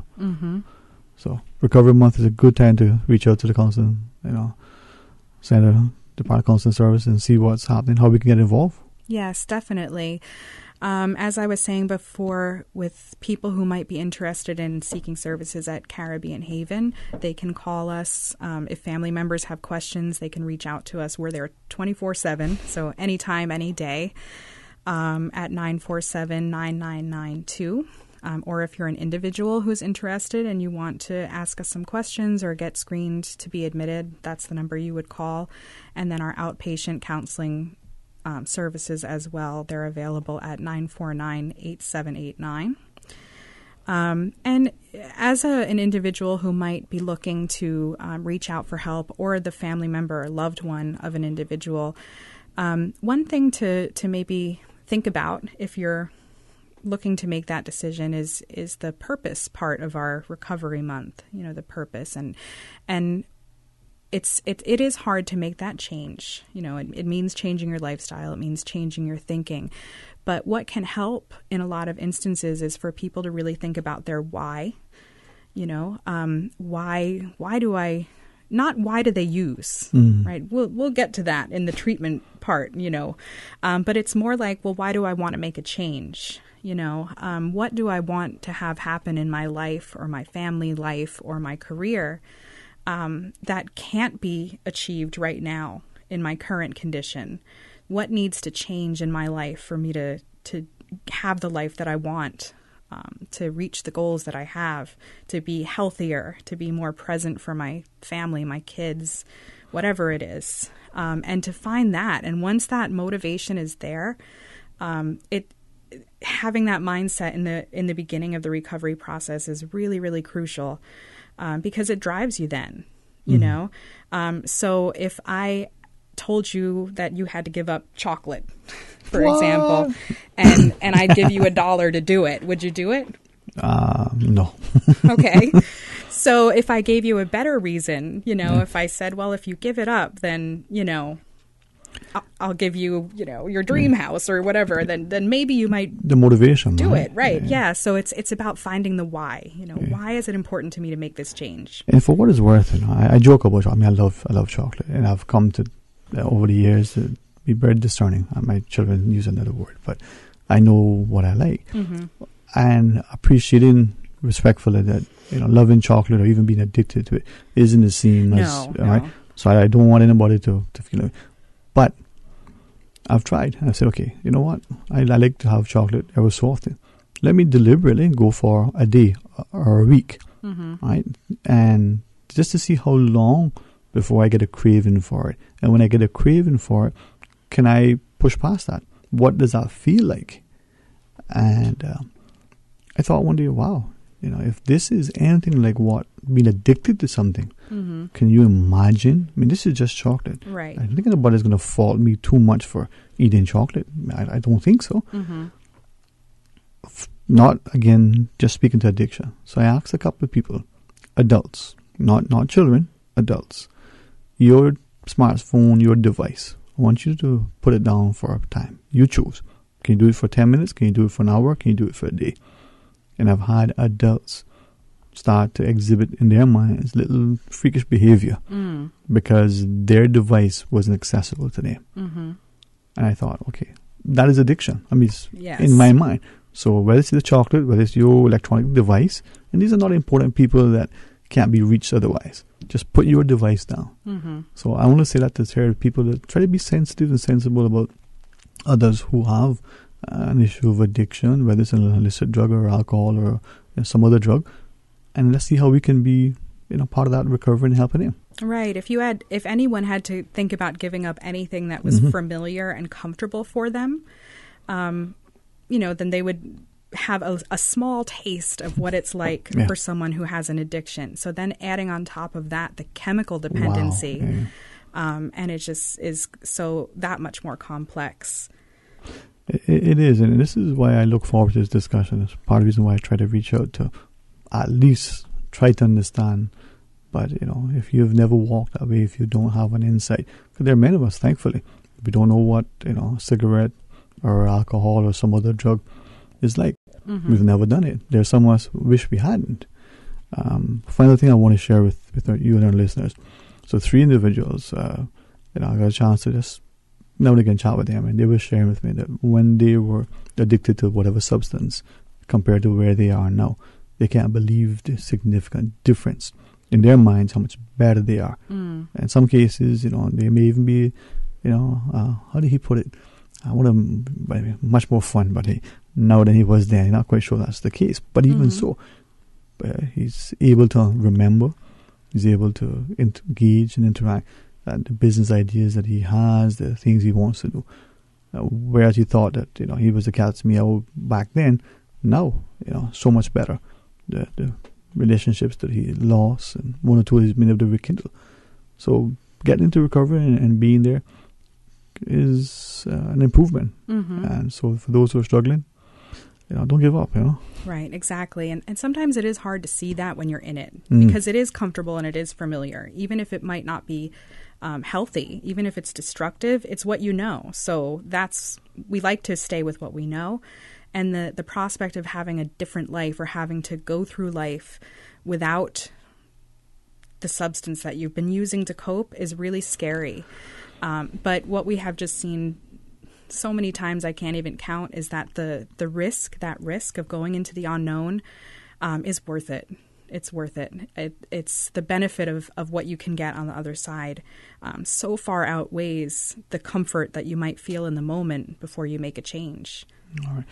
As we look to Recovery Month, maybe people listening finally, whether they're out to Carbon Haven or the Power Counseling Service, what should they do? What can we do?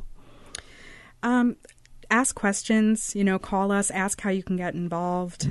We do appreciate volunteers when they're available. If you have anyone in your life who you think might be struggling, open up a conversation with them.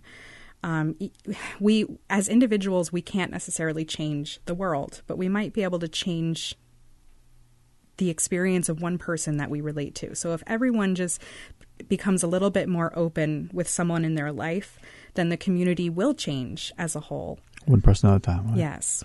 Start by changing us for the better. Yes. Hey, thank you very much. And thank you. Whether it's a Recovery Month or whether it's just a discussion of recovery, please accept the invitation to join your colleagues and come on board and we can have this continued discussion. Thank you very much. I'd be happy to. Yes, well, have an excellent rest of the afternoon and a very productive, safe week as well. And you as well. Thank you. We're going to pause and take a break, hear what our wonderful news team has in store for us as they give us some headlines. When we come back, it'll be open line. We invite you to call and share your thoughts with us. 1-800-534-8255. Stay tuned for Talk Today. Satisfaction is guaranteed 24 hours a day, whether it's music or information. From Grand Cayman to Cayman Brac to Little Cayman, we've got you covered. You ever hear a thing like that? Radio Cayman in the Cayman Islands. Radio Cayman. Radio Cayman's newsroom. These are the biggest stories right now.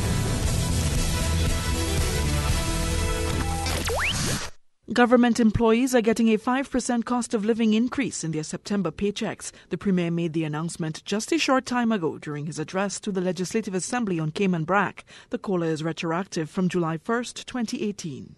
Good afternoon, I'm Dion Anglin with your headlines and news elsewhere. Elon Musk has again attacked a British diver he has previously accused without evidence of being a child abuser. In an email to a reporter, Mr. Musk said Vernon Unsworth, who assisted with the rescue of 12 Thai teenagers from a flooded cave, was a child rapist.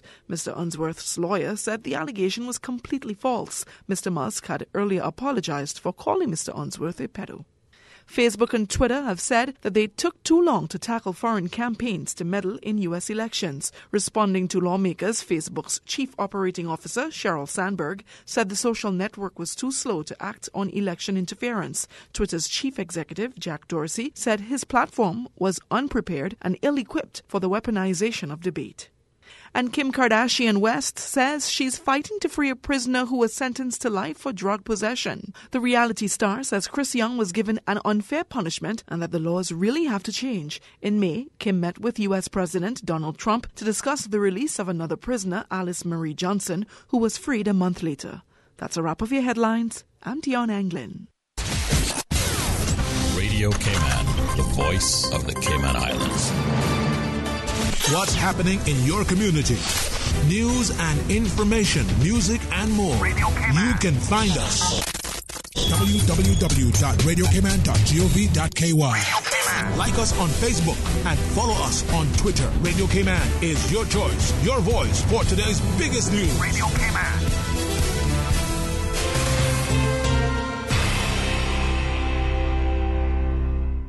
Mark your calendars. Radio Cayman's Breeze Fusion Walk Run is coming. Sister Islanders, save the date. Saturday, November 24th. Breeze Breeze FM and Radio Cayman will be returning to the BRAC for the 3rd annual BRAC Breeze Fusion 5K Walk Run at the public beach on South Side. This year's 5K event will be raising funds for the So and So Club.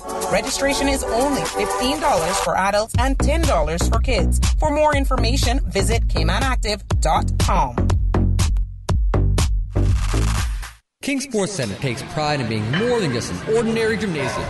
For 14 years, their multi-purpose facility has been providing the community with a variety of sporting, recreational, and relaxation activities. King Sports Center has a bowling alley, lounge bar, multi-purpose rooms, powerhouse gym, rock climbing wall, bungee jumping, a 10,000 square foot rink, and so much more. For more information on the variety of services, call their friendly staff today at 946-5464 or email kings@candw.ky or visit www.kingsportscenter.com. King Sports Center, your one-stop shop for fitness, recreation, and relaxation.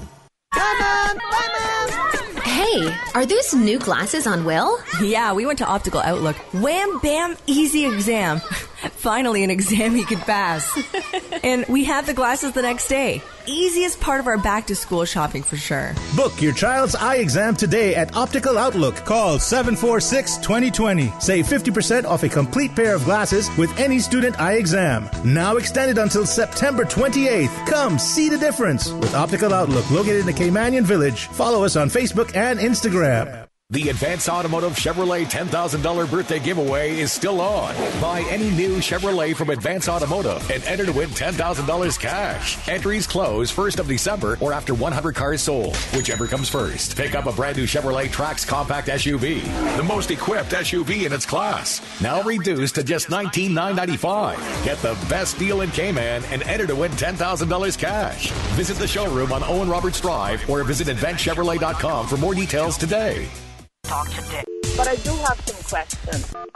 Talk today. Cayman Islands' foremost listeners participation program. Talk today. Because there are more questions than answers. What the public is saying. Waiting to take your calls right now. Sterling Dwayne Ebanks.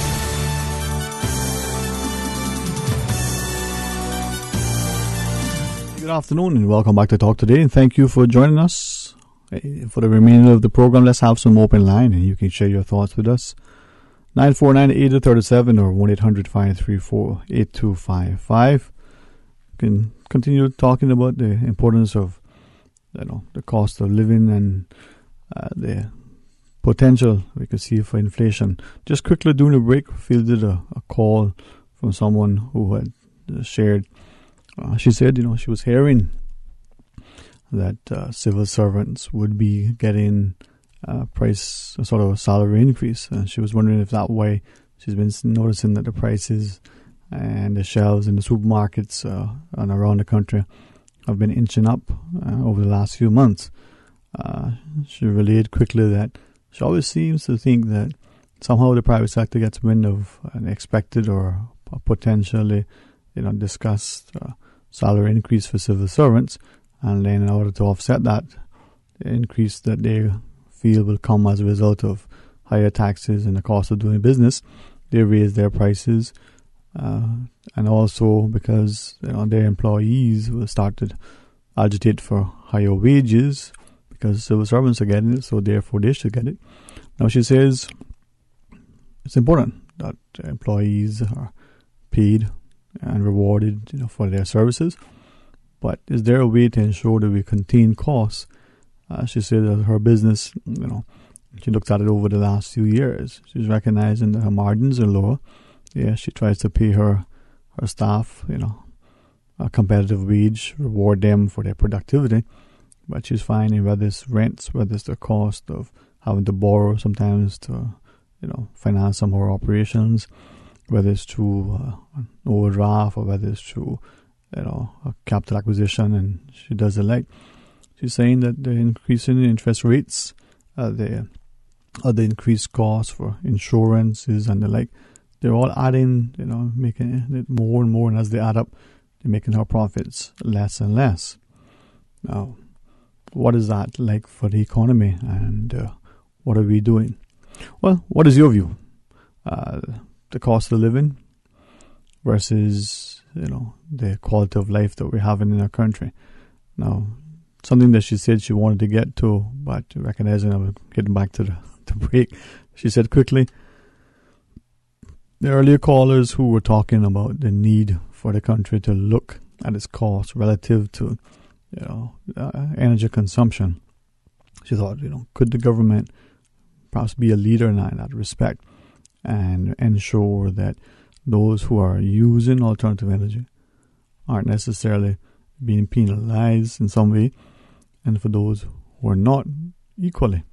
And she shared, if we can reduce our operating costs, reduce the cost of living, could we have not only more disposable income in our communities, but could we have more of our people getting,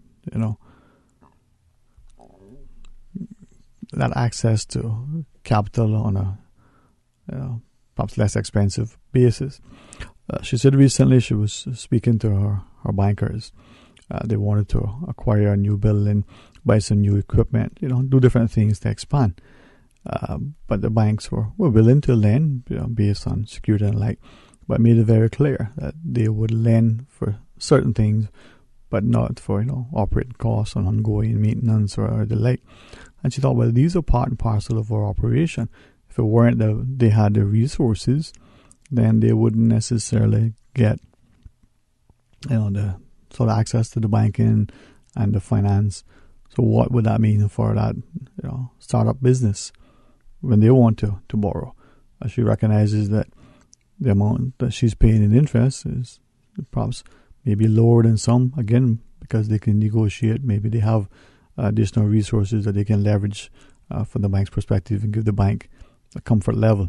The bank, she says, obviously has a responsibility to its employees, to its shareholders and the like. But she thought, why is it so expensive and sometimes so difficult to be able to borrow, as it were, so that, sort of cost of living increase that civil servants, have received, perhaps is just a reflection that is becoming increasingly, more costly for all of us to live in our society. And to the lady who called, just, as we're coming back from the break, to share. Is it possible that we can find a way to reduce the overall cost of doing business, the overall cost of living in our country, and make, our salaries, our incomes go a bit further without it compromising our quality of life, without it devaluing our economy and the like? What is your view? 8949-8037 or 1-800-534-8255, or you can WhatsApp 925-3261. It is open line. Let's give you a quick opportunity again to maybe answer a question as you heard.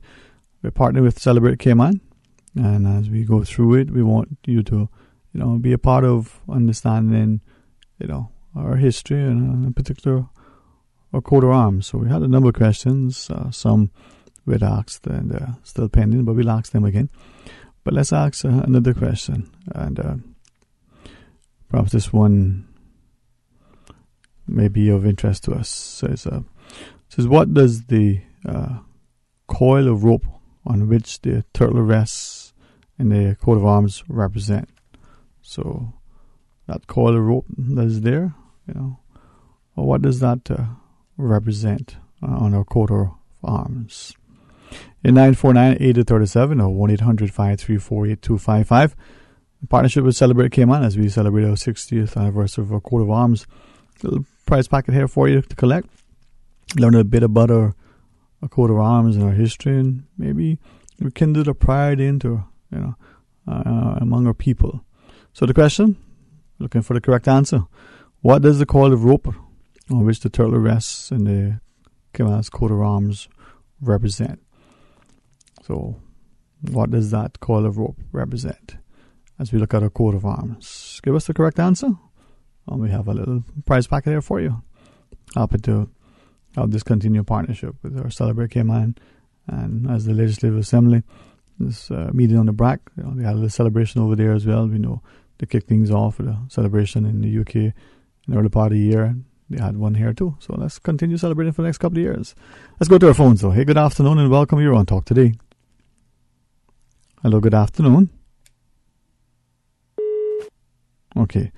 Sometimes things happen. Let's try it again. Invite our callers to rejoin us, 949-8037, or toll free at 1-800-534-8255.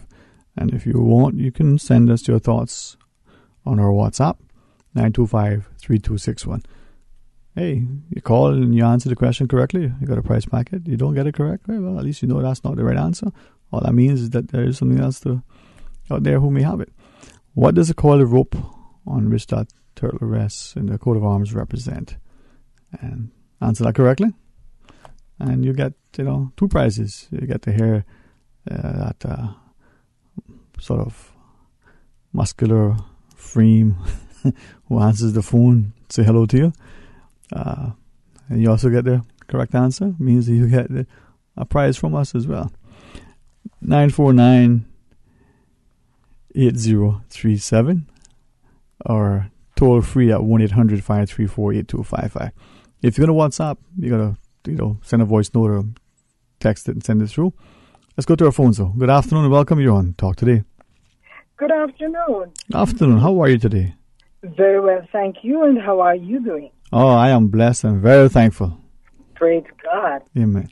Well, let me try answering that question. The coil of rope represents the thatch rope industry that Cayman was famous for some years ago.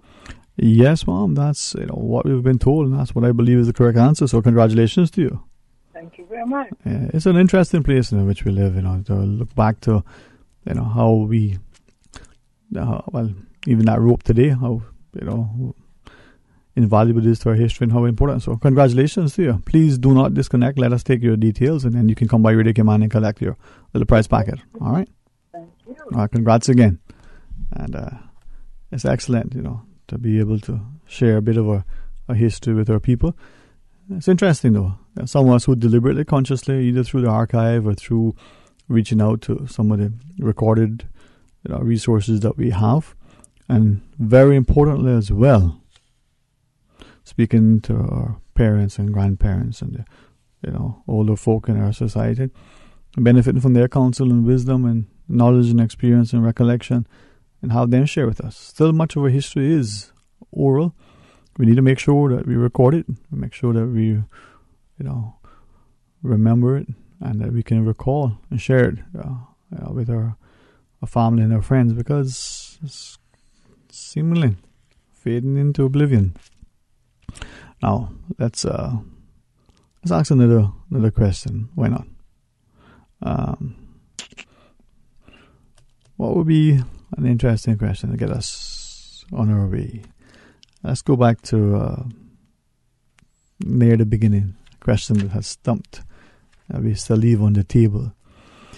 As is remember now, right?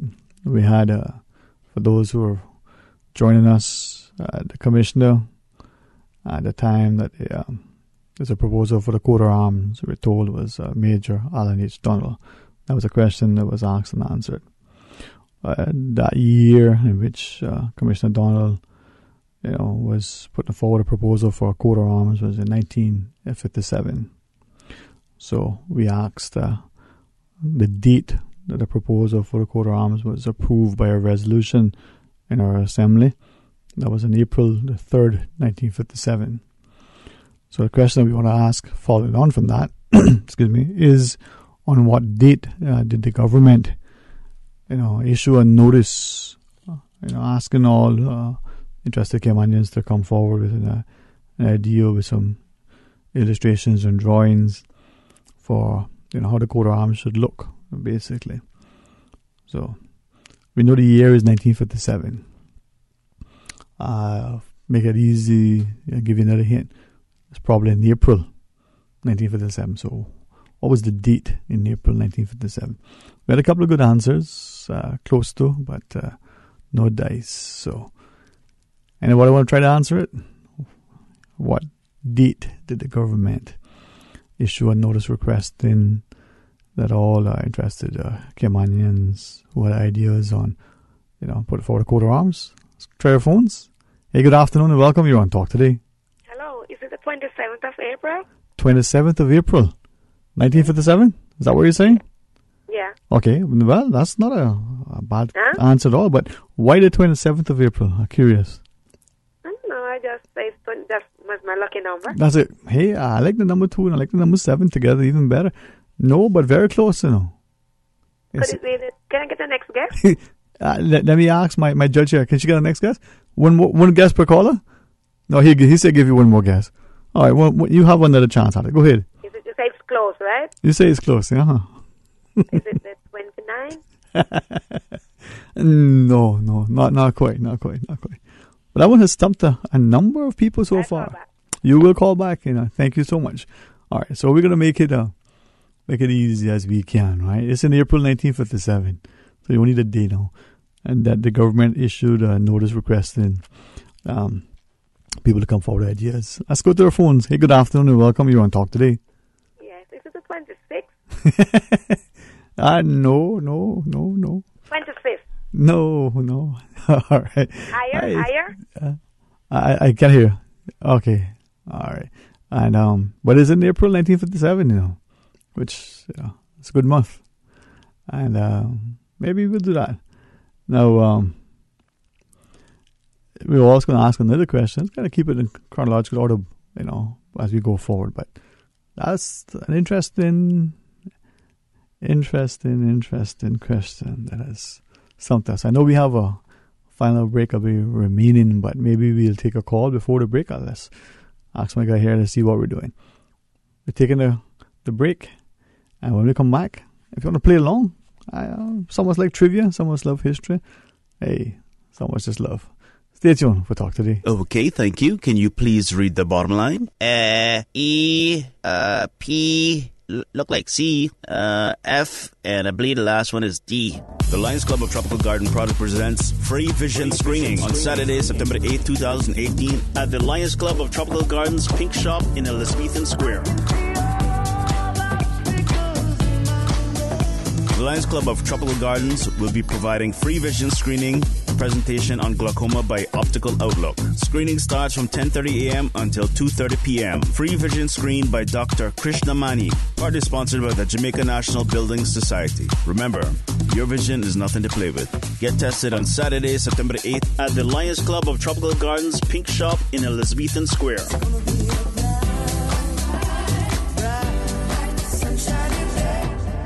As parents and a community, it is our desire to have happy children who are able to cope with all of life's challenges. However, despite our loving support, sometimes our children suffer in silence and put on a brave face. Do you suspect that your child is experiencing problems, secretly struggling to cope, and is overwhelmed?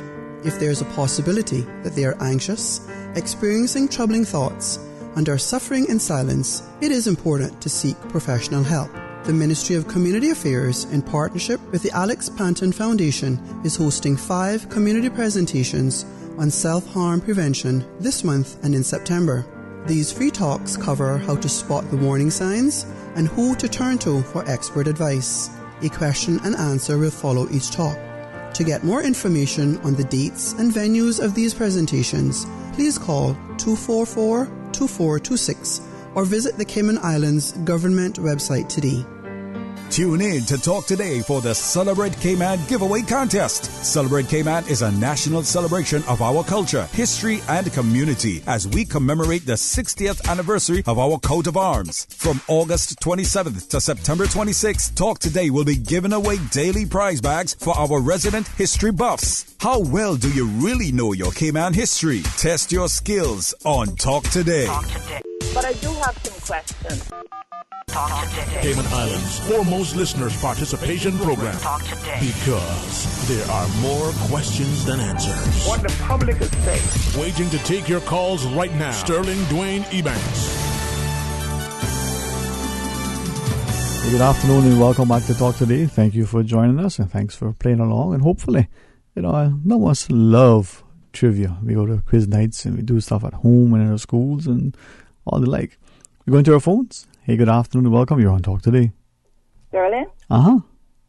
Is it me now? It is indeed, yes. This is me now. Uh-huh. Let me tell you, complete it down. Okay. When I answered the first question, then I answered the second question. But in the second question, I also answered the third one. I think I should have got 2 bags that day for my granddaughter. Yeah, I remember that day you answered one question and you gave us 2 answers even before we asked the other question. So, yep. So I should have got 2 bags for my granddaughter there. You probably should. I'm not come to receive them yet, you know. So when I come, I'm looking for 3, you know. We have them here. When you come here, you can... You hear what they're selling? When I come now, I am going to come for 3 bags. I hear you. Okay? Okay. Come on Saturday, though. I mightn't be here. Come on Saturday, you might be here? No, I'll come tomorrow. Yes, Mom. Okay. Yeah, so I already answered that question. Okay, but this is... That you put out last. No, you actually answered the question. This was the question... Point? Yeah. Go ahead. Sorry. We had asked the question on what year did Commissioner Donald put forward the proposal for the coat of arms, and you not only answered 1957, you answered the question following that, which says what date was the proposal approved by resolution in the Assembly, which was the 3rd of April 1957. So you were very specific. Now, just before we get to the question, we had two answers put forward to the question: April the 7th, 1957, and April 23rd, 1957. Those are good guesses, but not correct. The question that we're asking now, maybe you can try it for us again. What date did the government issue a notice requesting that all interested Caymanians who had ideas on the subject of coat of arms, submit ideas with their illustrations and their drawings? Sterling. So, yes, Mom. Listen, it was 7 days after the 3rd, so that would have been the 10th of April, 57. That's what I've heard, but I understand that isn't it. So what they gave us was a date close to that, but sorry, not quite. So it's not the 10th. I wish it was April 10th, but it's not. Okay, maybe. May the 14th then? So we're going to be in April, some date between the April the 1st and April the 30th, because I believe April still only has 30 days. We've been lobbying for 31, but we're still stuck with 30 days. So, but it's not the 23rd, it's not the 17th, it's not the 29th, and the other guesses that we have. Yes, Mom. Sterling, I'm going to start every 3 bags. Yeah. I'm going to start every 3 bags somewhere else, answering questions and try to get something. There you go. I can start every 3 bags. You hear what I'm saying? Yes, Mom, I heard you. Okay? Yes, Mom. Thank you very much. God bless, Mom. Take care. And let's try it again. Good afternoon and welcome. You're on Talk Today. Hello? Hi, good afternoon. Oh, good afternoon. The day ago was at 24th of April? No, sir. Good guess, though. But it's April 1957, but not the 24th. Okay, sir? All right, thanks very much. We'll try one more? Nope. All right. Hey, that question is on the table. We've been asked it for a couple of times. We've actually asked a few others and got answers to those. And a couple of attempts online as well. One put forward the 13th, 17th, the 23rd. Those are good guesses, but not what we were told. And should we try that question? I mean, we got a few minutes left. Let's see if we can exhaust that and get an answer for that question. We're giving you some hints. It's in April 1957. We know on the 3rd of April, the government approved by resolution in the Assembly a proposal for the coat of arms. So still the same year, April 57. What day now we're looking for? That the government issued a notice asking for people come forward with their ideas and with their drawings, their illustrations. What do you think, Mr. Wilson? Try the calls? No? Wait. All right. 949-8037 or 1-800-534-8255. You can keep checking us, see if you get the answer. Someone on the WhatsApp guess the 15th. Good guess. Nope. By process of elimination, we will get the answer at some point. Because let's go to our phones and try it once more. Good afternoon and welcome. You're on Talk Today. The 28th? The 28th of what, April? Yes. What year? 1957. Okay, good guess, but no, it isn't. Okay. Bye. All right, thanks for trying, though. We'll try one more? No? That's it? It's honestly, I Yeah, I really like the fact that, for what it's worth, when Ray and I are doing Ray Banker, that is, doing our work for a month, the CYSA show. This is just part of the enjoyment, because we recognize that the wonderful resource that is the archive, but we also know that some incredible people in our society that we can go to and get stuff. And there are times when someone honestly would say, nope, my great-grandfather said that this was what it was, and probably was correct. And then there are things that are recorded and you go, oh, I didn't know that. And then you find some supporting documentation. And then when you try to go back, 300, 400, 500 years in some instances, not only using the resources that are here, but we access things, in other parts of the world. And sometimes those things are very obscure. Sometimes you wonder how accurate they are, not just because the documents are old, but how were they collected and collated? How were they vetted and the like? So it's important, I think, for us to understand our history and to celebrate it, to, in fact, take pride in it, and to ensure that the narrative is an accurate one. And if it's not, as beautiful as we'd like it to be, well, let's make sure we learn from our past and make our future as prosperous, as bright, as safe, as stable, as secure. And let's share that with our family, with our friends, and with those who come to our shows to visit or to live. We'll leave the question on the table. Maybe you'll find it and answer it tomorrow. We'll certainly pose some other questions for you. Really appreciate the opportunity to partner with Celebrate Cayman as we look at our 60th anniversary, and we'll see where it goes. WhatsApp question today, answer to the question, puts 20th on the table. Good guess. Sadly, not the correct answer we're looking for. Hey, tomorrow is Thursday. And what Thursday means? Well, it's the day before Friday and the day after Wednesday. So trust and pray that we'll be a part of it. Come back for more talk today right after the midday news and midday meditation. Join us for the buzz in the morning. But stay tuned for all of our programming here on Radio Cayman. If you have other radios that are on other stations, consider listening to see what we have to offer you. Until tomorrow, be blessed.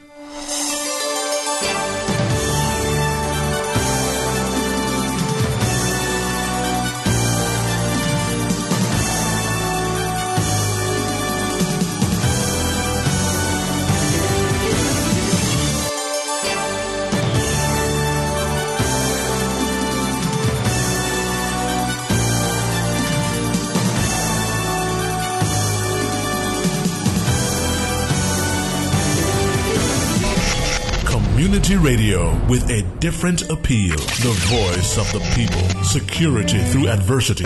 Stuck on you. Radio for all time. You're listening to Radio Cayman, the voice of the Cayman Islands.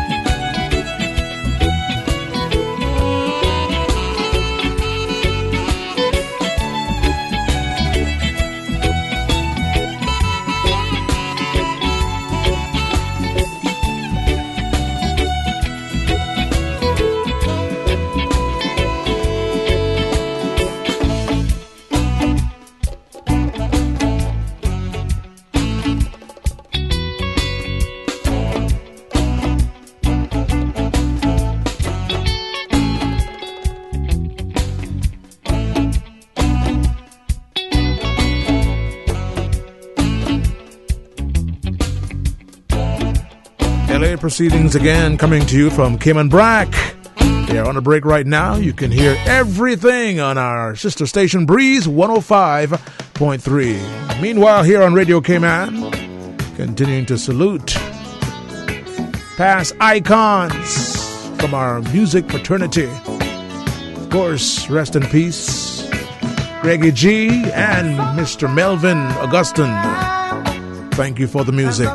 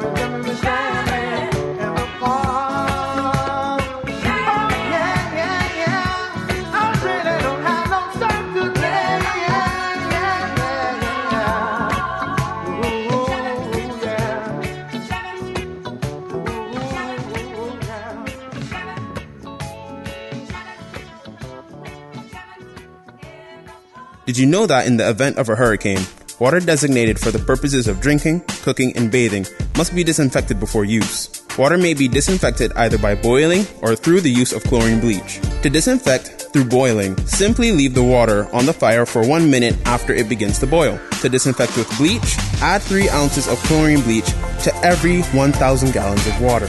If you are not able to smell the bleach in the water after 30 minutes, then add half of the amount of bleach that was added during the initial application. Recheck the water after 15 minutes to ensure that there is a residual bleach smell. A residual bleach smell is an indicator that the water has been properly disinfected. For more post-hurricane safety tips, visit DEH website at deh.gov. Mark your calendars. Radio Cayman's Breeze Fusion Walk Run is coming. Sister Islanders, save the date. Saturday, November 24th. Breeze FM and Radio Cayman will be returning to the BRAC for the 3rd annual BRAC Breeze Fusion 5K Walk Run at the public beach on South Side. This year's 5K event will be raising funds for the So-and-So Club. Registration is only $15 for adults and $10 for kids. For more information, visit caymanactive.com.